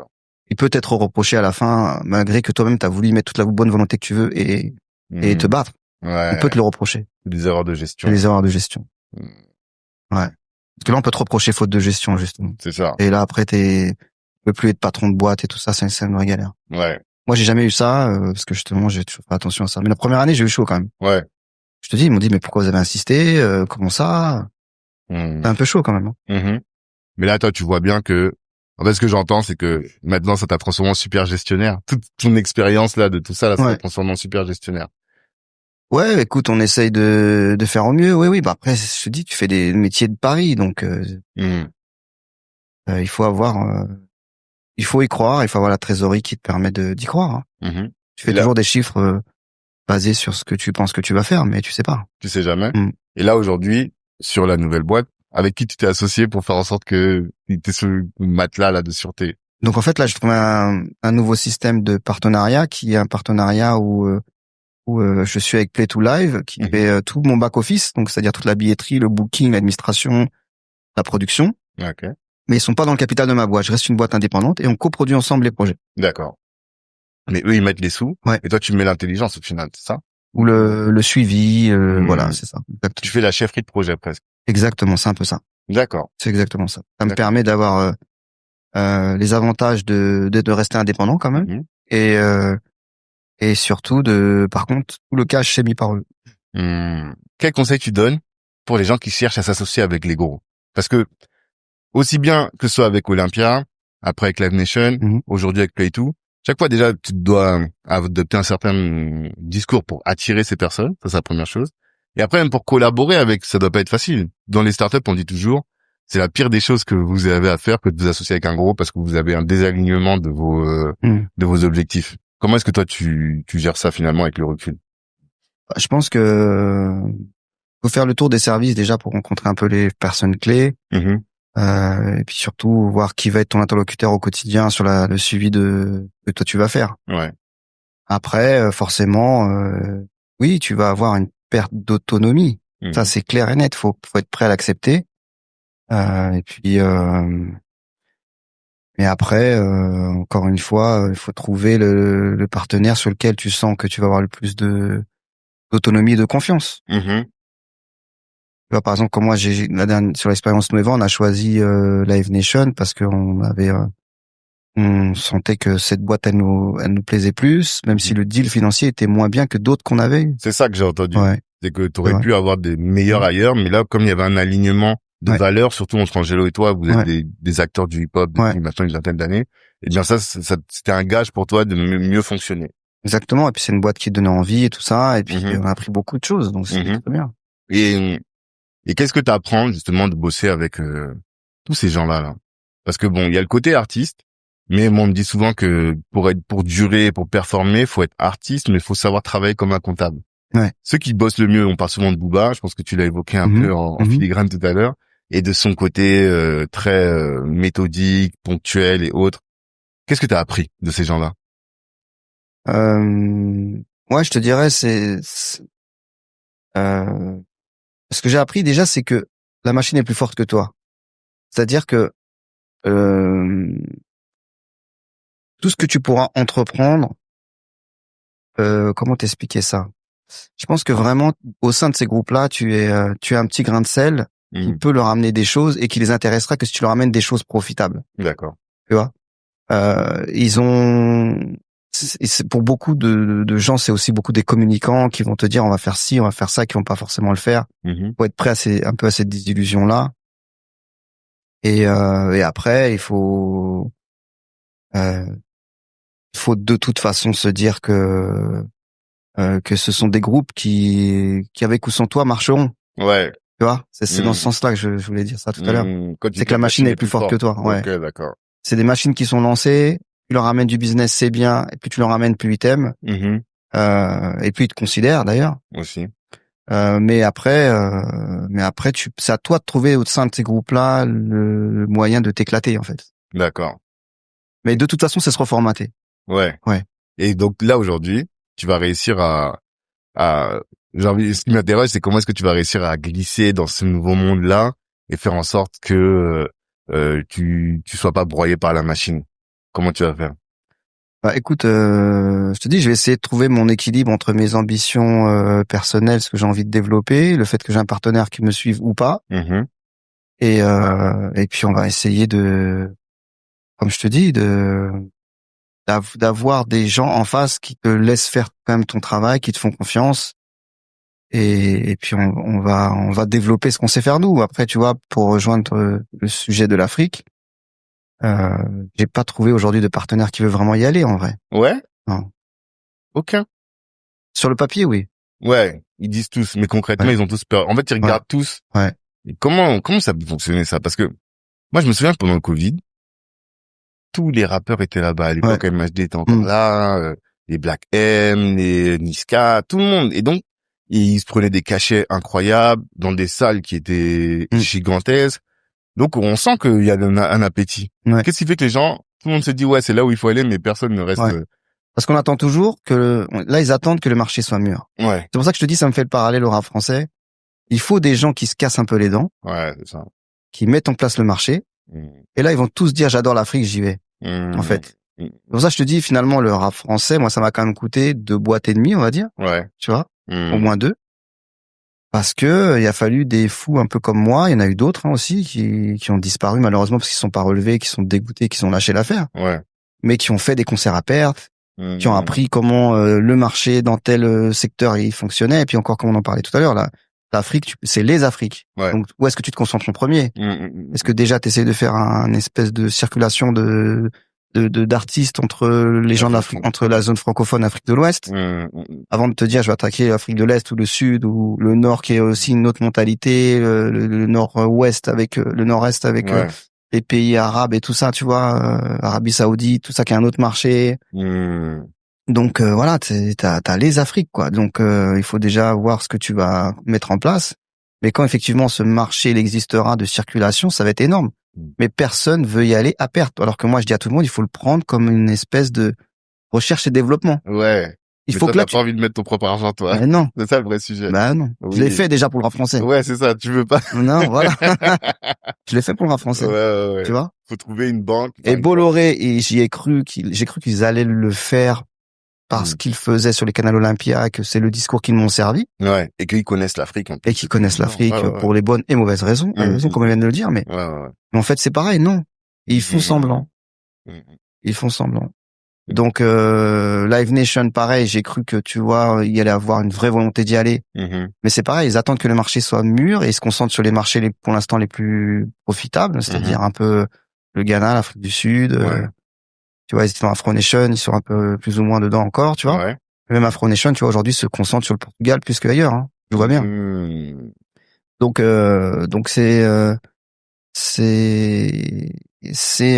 va falloir que quelqu'un ait la véritable envie de se dire OK, c'est un marché en jachère, on va le considérer sur 2%, 3% de notre budget, en budget recherche et développement, on va se donner tant d'années et on va être les boss du truc. Et sauf que comme tout le monde sait aussi que quand le marché sera mature, tout le monde va arriver en disant ah bah c'est bon, on y va maintenant. Ouais. Tu vois, personne ose se dire. Enfin, on a l'impression que c'est un marché prioritaire dans les paroles, mais pas dans les actes. OK. Et c'est malheureux, c'est triste. Et est-ce que c'est pas difficile aussi parce que c'est dans un écosystème où il n'y a pas de rétention, comme tu l'as dit. C'est-à-dire que même si, ou qu'il n'y a pas de barrière à l'entrée. C'est-à-dire que même si tu te casses les dents là-bas pendant X nombre d'années aujourd'hui, le jour où tu auras structuré le marché, les autres, ils vont rentrer et ils vont pouvoir te dégager aussi, c'est ça? Ah, bah oui. Ouais, ça, c'est sûr.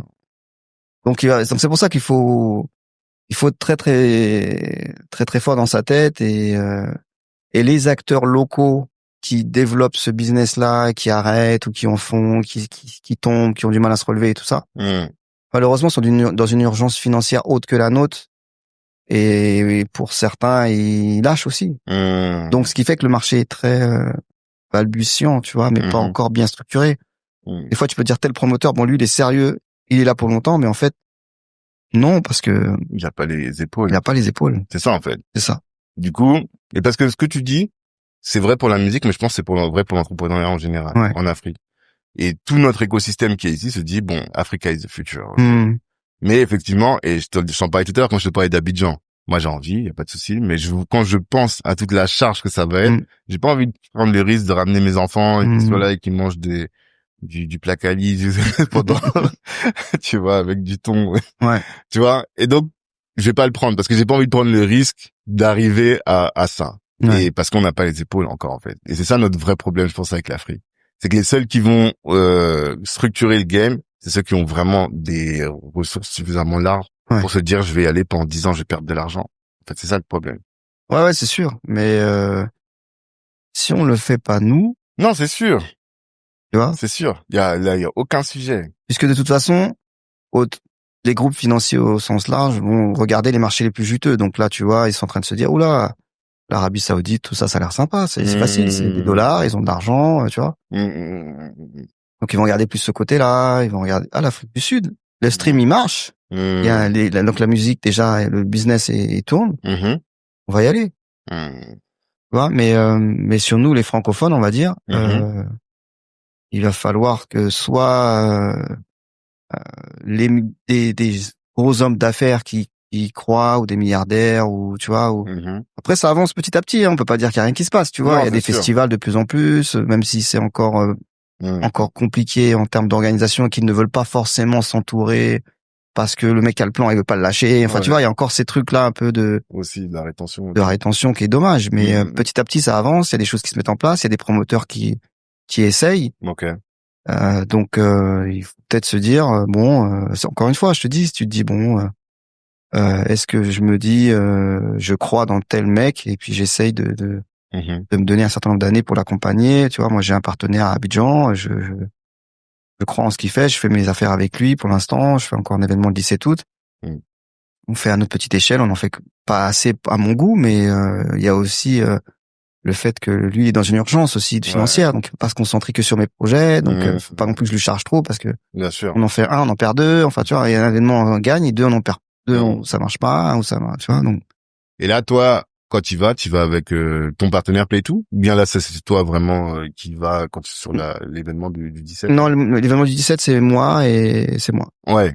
Donc là c'est toi qui prends le risque, qui assume le risque complètement quoi. Ouais, exactement. Mais quand même avec toute l'expérience que t'as, tu peux limiter la casse quand même plus. Ouais. C'est ça. Ouais. Mais parce que l'intérêt d'avoir un partenaire financier, c'est comme l'intérêt de lever des fonds, c'est de dire que tu vas aller plus vite et tu vas pouvoir et celui qui gagne prend tout.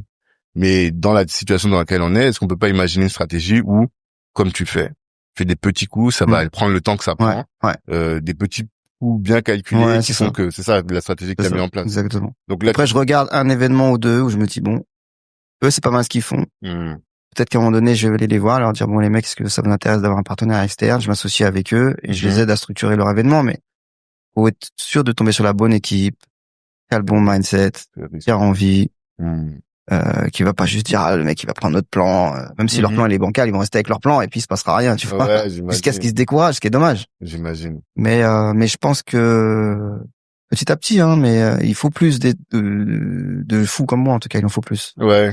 Parce que si on attend les groupes, ils le feront pas. Ah, c'est une bonne réflexion.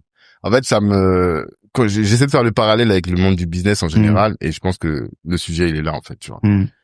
Et peut-être que nous, notre vrai problème, c'est que nous on est trop âgés. Est-ce que c'est ça pas ça le problème aussi? Possible. Parce que les risques que tu prenais quand t'avais 20 ans, que t'avais pas d'enfants ou que t'en avais un ou deux, aujourd'hui tu peux plus les prendre avec 5 gosses, et moi avec les 4 non plus. Et donc finalement, on a une aversion au risque qui est plus importante, et donc ça veut dire peut-être même ici, est-ce qu'il faut pas qu'on trouve des jeunes, qu'on pousse, qu'on les mentore, qu'on les back, tu vois, pour que eux ils aillent là-bas et qu'ils soient backés en tout cas pour y aller, non? Ouais, possible, possible. En tout cas, il faut des gens qui ont la bonne lunette locale aussi, tu vois, parce que encore une fois, c'est pas la même chose de produire un événement à Abidjan que dans d'autres pays, tu vois, qu'au Sénégal par exemple, où c'est pas la même culture, c'est pas le même truc, c'est pas la même billetterie, c'est pas le même, tu vois. Moi, j'ai fait la tournée de Singila en Afrique là l'année dernière, on a fait des pays qui sont très bien passés, la Côte d'Ivoire, on a tout fait de 100% en digital, tu vois. Donc là, tu dis le marché il est quand même assez intéressant, tu vois. On a une billetterie digitale qui a marché, on a tout vendu en digital, donc tu te dis c'est cool. Par contre, au Gabon, on n'a rien vendu du tout en digital, forcément, très peu, en ticket ancienne avec les dépôts, chercher l'argent, machin, Orange Money qui te paye pas. Enfin, voilà, tout ça quoi. Donc il faut avoir le cœur solide quand même, mais si on met pas les mains dans le cambouis, j'ai envie de dire, nous enfants de la diaspora,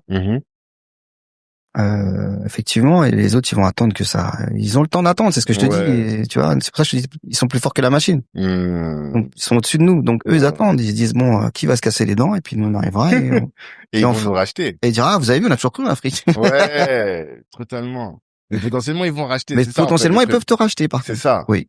Il faut assumer les risques pendant un moment.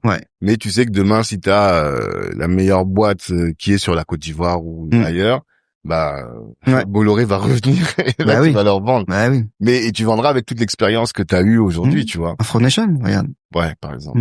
Afro Nation, c'est le gars de l'ombre dont tu parlais là, c'est lui qui a développé le truc et après Live Nation qui est venu, c'est ça? Je crois qu'ils étaient là un peu au début, aujourd'hui ils sont montés en puissance dans la boîte, tu vois, je crois qu'il y a un autre fonds de pension qui est rentré là. Ok, d'accord. Ouais, c'est ce genre d'initiative là auquel il faut réfléchir. Exactement. Et juste accepter de se casser les dents pendant un moment. Qui va accepter? Là, je parle au micro, mais. Oui, c'est ça. Mais sachant que on le sait que par contre, c'est quand même le business qui est sexy aux yeux des boîtes aussi, tu vois, l'entertainment. Reste c'est un business sexy aussi aux yeux des investisseurs. Ok. Faut juste trouver le modèle économique, mais tu sens qu'il y a des boîtes qui sont prêtes, tu vois, à regarder des projets, en tout cas dans l'entertainment de plus en plus, tu vois. Donc c'est assez intéressant. Ok. Nous, on pose souvent la question de la santé mentale. Ouais. Parce que, comme tu l'as dit, des hauts, Ouais, des ouais. bas, des hauts, des bas. Et les entrepreneurs sont particulièrement exposés aux problèmes de santé mentale. Comment est-ce que toi, tu fais pour tenir? Est-ce que tu mets des choses en place concrètement? Oui. C'est pour ça que je te dis, j'essaie de me préserver. Ouais. Déjà, la différence entre les artistes. C'est ce que je te disais, je pars en vacances. Dans ton coin. Voilà. Tu traînes pas trop dans le game. Exactement. Ok. Ce qui est un avantage et un inconvénient, encore une fois, comme je te disais, tu vois. J'essaye ça, j'essaye de... déjà, j'habite à Lyon. Je pense que ça a toujours été mon avantage aussi. Ouais. Loin des problèmes parisiens. Et loin du game, finalement, quand j'en ai pas envie, je suis à la maison, tranquille. Dans ma famille, ma vie de famille. Les enfants qui me racontent des trucs terre à terre de leur quotidien, et les miens sont ridicules à côté, tu vois. Ouais, à ce point-là. Bah oui, tu connais les petites histoires des enfants, tu vois. Donc ça te permet de switcher. Moi, le TGV, c'est mon sas de décompression pour switcher. Et je pense que c'est ça qui a fait un peu ma force. Et puis après, écoute, il faut faire ce que je te disais, la flamme. Tu vois, faut faire attention au burn-out, très, tu vois, nous qui avons cinquantaine, on est dedans là. Très attention à ça.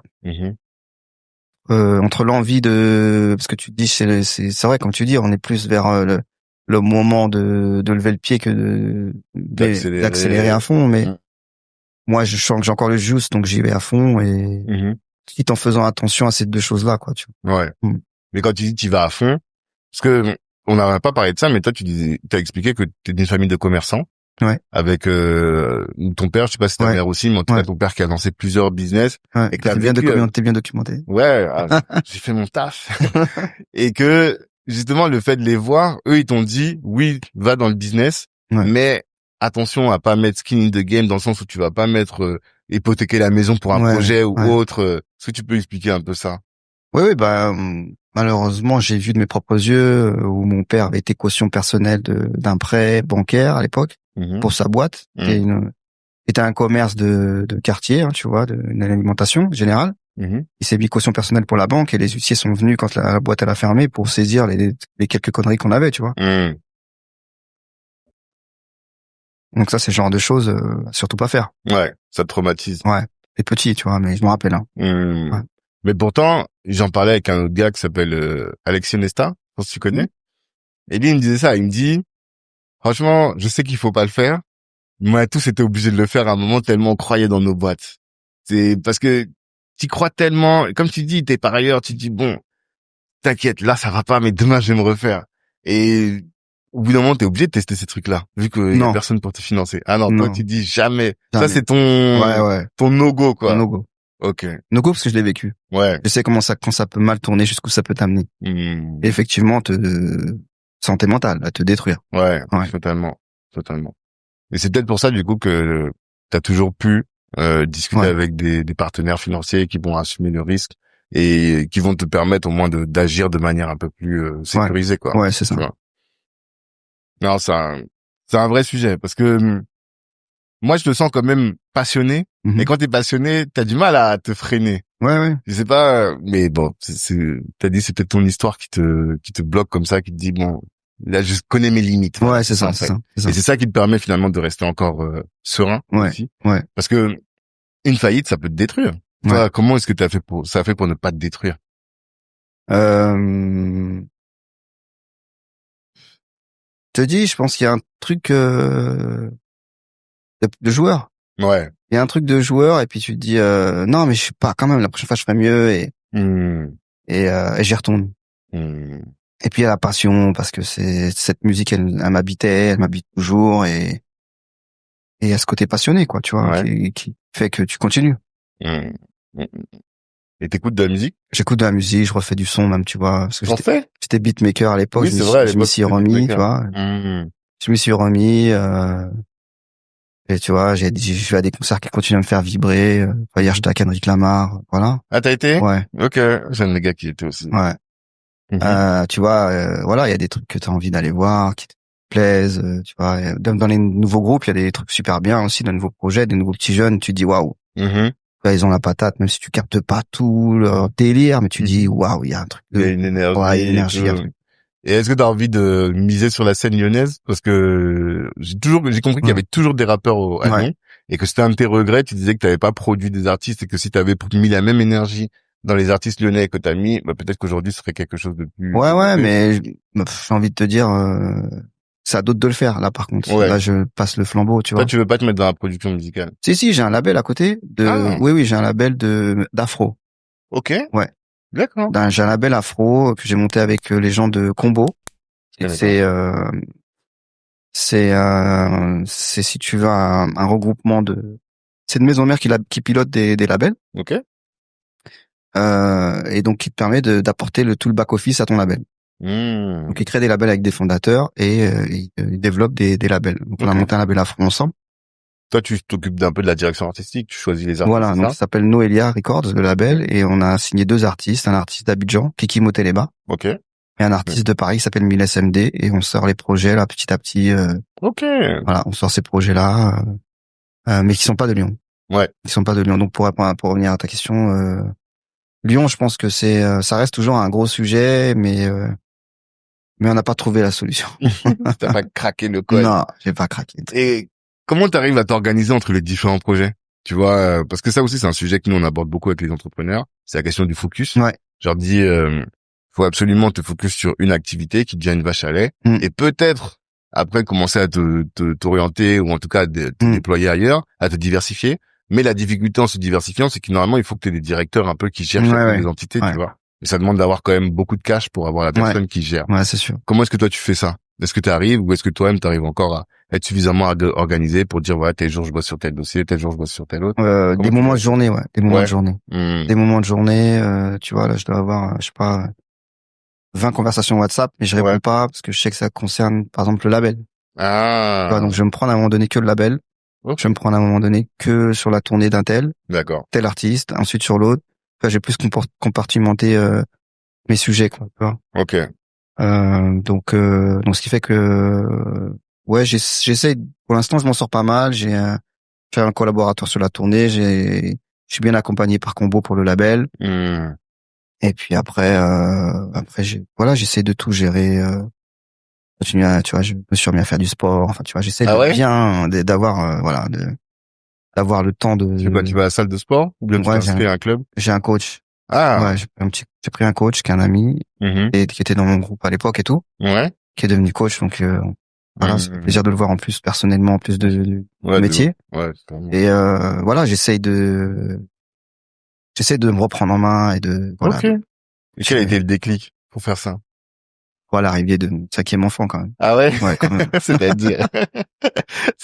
Bah là, tu te dis, écoute, il faut quand même rester actif, quoi. Tu vois. Ma femme est plus jeune, tout ça, donc. Il faut rester en forme pour pouvoir jouer, ne serait-ce que jouer avec l'enfant. Ouais. Ne serait-ce que assumer les petites nuits, tout ça. Ah. Ok. Donc ça t'a obligé à te remettre au sport pour mieux récupérer. Tu sentais que t'étais plus fatigué, t'avais plus de difficultés à mouvoir ton corps. Ouais, c'était une envie une envie personnelle, une envie de redonner une nouvelle dynamique. Ok. Ouais. Je sais pas comment on va faire un podcast sur les 50 ans, mais c'est aussi un petit game, quoi. Ouais, moi je suis pas encore, hein. Ah, ouais ah ok. J'ai la barbe blanche, mais ça va arriver. C'est encore un peu de temps. Ouais. Mais ouais, tu dis, mais parce que en fait, il y a cette crise de la cinquantaine dont on parle souvent, même de la quarantaine. Mais pour moi, les gens comme toi, qui ont vécu leur passion, en fait, vous êtes moins exposés à ça. Ouais, moi je pense pas que c'est une crise. Je pense que c'est juste c'est quand même un cap, quoi. C'est quand même un cap où tu te dis là, j'arrive plus. Là, je suis à la moitié, mais la moitié d'après, tu iras pas jusqu'au bout de tes 50. Ouais. Tu vois ce que je veux dire? Oui, je vois très bien ce que tu veux dire. Donc, tu te dis, bon, et sachant que t'as l'horizon de la retraite, quoi qu'il en soit, tu vois. Ouais, bah oui. Là, tu te dis, bon, je suis plus proche de ça que du début, quoi. Du début, forcément. Ouais, totalement. Et tu ne dois pas faire ce job jusqu'à 80 ans. Non. C'est ça? Non. Comme le producteur dont tu parlais tout à l'heure, là, non, toi, tu dis, tu t'es mis un cap. Je ne vais pas courir après Maître Gims à 80 ans. Et tu t'es mis un cap? Si j'y arrive 10 ans. Ouais. Ouais. Que dans 10 ans après, tu puisses faire autre chose. Ouais, c'est ça. Et qu'est-ce que tu veux mettre comme action? Parce que là, justement, c'est bien, t'as un objectif. Donc, tu vas mettre en place des actions. Quelles sont les actions que tu vas mettre en place pour te dire, voilà, ma roadmap pour 10 piges, faut que je sois à l'aise. Ouais. Quelles sont les actions? C'est cette boîte-là, donc tu vas pas en refermer, la refermer pour en ouvrir une autre. Tu dis que celle-là, il faut que ce soit la Touche du dernière. bois. Ouais. On va dire que c'est ça la dernière. Que tout se passe bien. Et ensuite, faut s'organiser fiscalement pour se préparer à ça. C'est-à-dire que là, je suis en train de faire tout un travail de mes actifs, mes économies, comment bien les placer, combien, voilà. C'est pour ça, on en parlait un peu tout à l'heure. Il y a la gestion aussi de quand l'argent arrive, qui est très importante. Et moi, j'ai été un peu en mode écureuil. Maintenant, il est temps aussi de me dire, bon voilà, il y a certains trucs, tu peux les mettre un peu sur des fonds à risque. Tu peux aussi investir dans des fonds cool, tu vois. Là, je découvre plein de fonds assez intéressants, tu vois, notamment sur la culture, il y en a quelques-uns. Les énergies renouvelables, tu vois, même s'il y a un fonds sur l'Afrique, je suis prêt à regarder, tu vois, des trucs un peu intéressants. Ah ouais? Ouais. Je suis dedans, là. Alors, faut qu'on te parle de quelque chose, hein. Je suis dedans, là. Ok. Je t'envoie un podcast. D'un de nos gars, là, qui est en train de créer son fonds d'investissement et qui cherche des investisseurs, justement, pour mais les back-upés, c'est solide. Oui, non, c'est un vrai gars. Moi, je suis un écureuil. Je veux quand même pas. Ouais, c'est ça, en fait. Je veux pas perdre non plus. Parce que j'ai mis 30 ans à, tu vois. Mais c'est marrant que tu sois écureuil, parce que normalement, dans la musique. Oui, mais je te dis, moi, je pense que mon histoire personnelle fait que l'argent, je fais très attention. Je suis pas un grand flambeur, tu vois. J'ai plein d'amis, ils sont tombés dans le game, mais ils sont perdus pour moi, tu vois. J'ai pas de marque, ils m'ont pas, tu vois, je suis pas là-dedans, voilà. Mais voilà, après c'est un choix, encore une fois, mais je te dis, je pense que c'est mon histoire personnelle aussi, et puis le fait que j'ai eu quelques trucs petits je me suis toujours dit, quand l'argent est arrivé, j'ai la chance d'avoir cet argent, faire très attention. Ouais. Est-ce que tu as des règles? Par exemple, mon gars, Cédric, dont je te parlais tout à l'heure, avec lui, on parle beaucoup de ça, tu vois. Et il me dit, il a une répartition très claire de, par exemple, il reçoit 100, il y a 30 qui vont là, 30 qui vont là, 10 qui vont là. T'es plutôt ce genre de... Ouais. C'est quoi les règles que tu t'appliques? Il y a, je m'applique, il y a au moins, on va dire, 10% pour mes vacances avec la famille. Ok. Tu vois. Et après, le reste, c'est de regarder un peu, un peu d'IMO, un peu de trucs, un peu dans les cryptos, un peu, tu vois. Ok. Ouais. Et tu dis que tu as été conservateur jusqu'à aujourd'hui, et c'est maintenant que tu vas être... Non, j'ai fait quelques trucs. Ouais. Mais là, j'essaye d'accélérer. Voilà. Ok. Je suis plus là-dedans. Quelques trucs avec succès? Ouais. Ou genre la crypto? Franchement, je me suis assez bien sorti pour le moment. Ok. Et tu te renseignes beaucoup? Bah là, je suis en plein dedans. Ouais, je suis en plein dedans. Ok. Ouais. Oh, c'est intéressant. J'aurais pas pensé à ça. Mais ok, c'est cool. Bon, t'as un rendez-vous après, donc je vais pas te prendre trop de temps. Une dernière question. Je te dis que tu sais que notre audience, c'est la jeunesse noire de la diaspora, donc qui est ici et qui entreprend ou veut entreprendre. Si t'avais une chose où tu disais, voilà, il faut absolument, vous, petits frères, petites sœurs, que vous soyez attentifs à ça avant de reprendre ils vont reprendre leur vie après avoir écouté ce podcast. Qu'est-ce que ce serait, Valentin? Bah, je pense que faut surtout réfléchir comment dans 10 ans, où est-ce que dans 10 ans t'as envie d'être, et est-ce que ce que tu fais aujourd'hui va te permettre d'atteindre ton objectif. Et pour l'atteindre, je pense qu'il faut pas avoir peur de s'entourer des bonnes personnes, surtout au niveau, encore une fois, administratif et comptable, fiscal. C'est très important. C'est ce qui a fait le succès de ma longévité aussi. Je pense vraiment, c'est que j'ai pas hésité à prendre des bonnes personnes. Ok. Et se débarrasser quand tu vois que le mec il est un peu léger, faut pas hésiter à le tège. Parce que moi je l'ai vu sur un mec qui a eu un gros succès dont je tairai le nom, mais qui était très mal organisé au niveau comptable. Ok. Et il s'est fait ouvrir en deux quand le succès est arrivé, parce que pas fait les bons moves financiers, les bonnes déclarations, les impôts, les conneries, tout ça. Et ça, il faut surtout bien être entouré là-dedans pour être prêt à avoir un succès. Il faut être prêt à ça. Ouais. Je pense qu'il faut pas se l'interdire, et faut mettre en place déjà des petites choses qui peuvent te permettre si ça arrive, tant mieux, t'es déjà prêt. Donc je pense qu'il faut bien s'entourer. Bien, pour moi, mon conseil personnel, c'est de vraiment sentir que t'as toujours la flamme qui est là. Et si la flamme commence à fléchir, de bien discuter avec elle pour voir ce qui se passe. Tu fais beaucoup d'introspection? Ouais. Comment? Méditation? Ouais, pendant un moment, j'ai fait beaucoup de méditation. Maintenant, je fais beaucoup moins qu'avant, mais le sport, ça permet aussi à ça. Ok. Tu peux faire de la méditation vraiment en mode respiration, mais tu peux faire de la méditation en faisant toi-même du sport, ça suffit. Hein. Ok. Ouais. C'est marrant, j'aurais pas pensé. Là, j'aurais pas pensé. Je te vois un peu, pas baba cool, mais tranquille, tu vois, je te sentais plus cool. Mais en fait, non, Ouais, moi, j'ai le feu intérieur. Ouais, voilà, c'est à l'intérieur que ça brûle. Ok, d'accord. Bon, bah, en tout cas, merci. C'est quoi tes prochains moves, là? Donc, t'as l'événement du 17 août? Ouais, l'événement du 17 août à Abidjan. Ouais.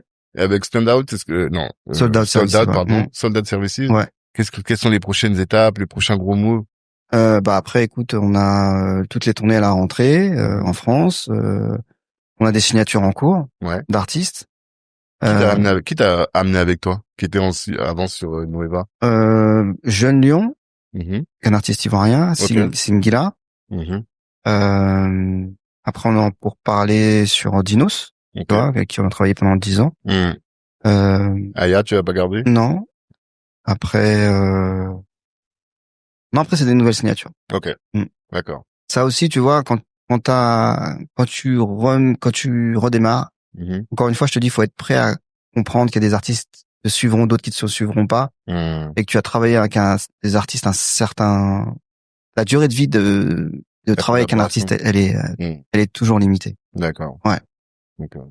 Et tu vois, je regrette pas d'avoir eu des belles années avec plein d'artistes qui aujourd'hui cartonnent et tout. Mais notre métier, il est tellement mal protégé qu'aujourd'hui, malheureusement, t'es pas comme une maison de disques qui a toujours le back catalogue des premiers albums. Toi, il y a des artistes que je vois sur scène aujourd'hui qui savaient rien faire du tout et sur lesquels on a financé finalement les premières tournées, quoi, tu vois. Et aujourd'hui, ils font des stades. Ouais, et toi, tu regardes. Il y a aucun moyen de craquer le business model pour faire en sorte de garder des droits, de garder des trucs. Non, il y a rien à faire.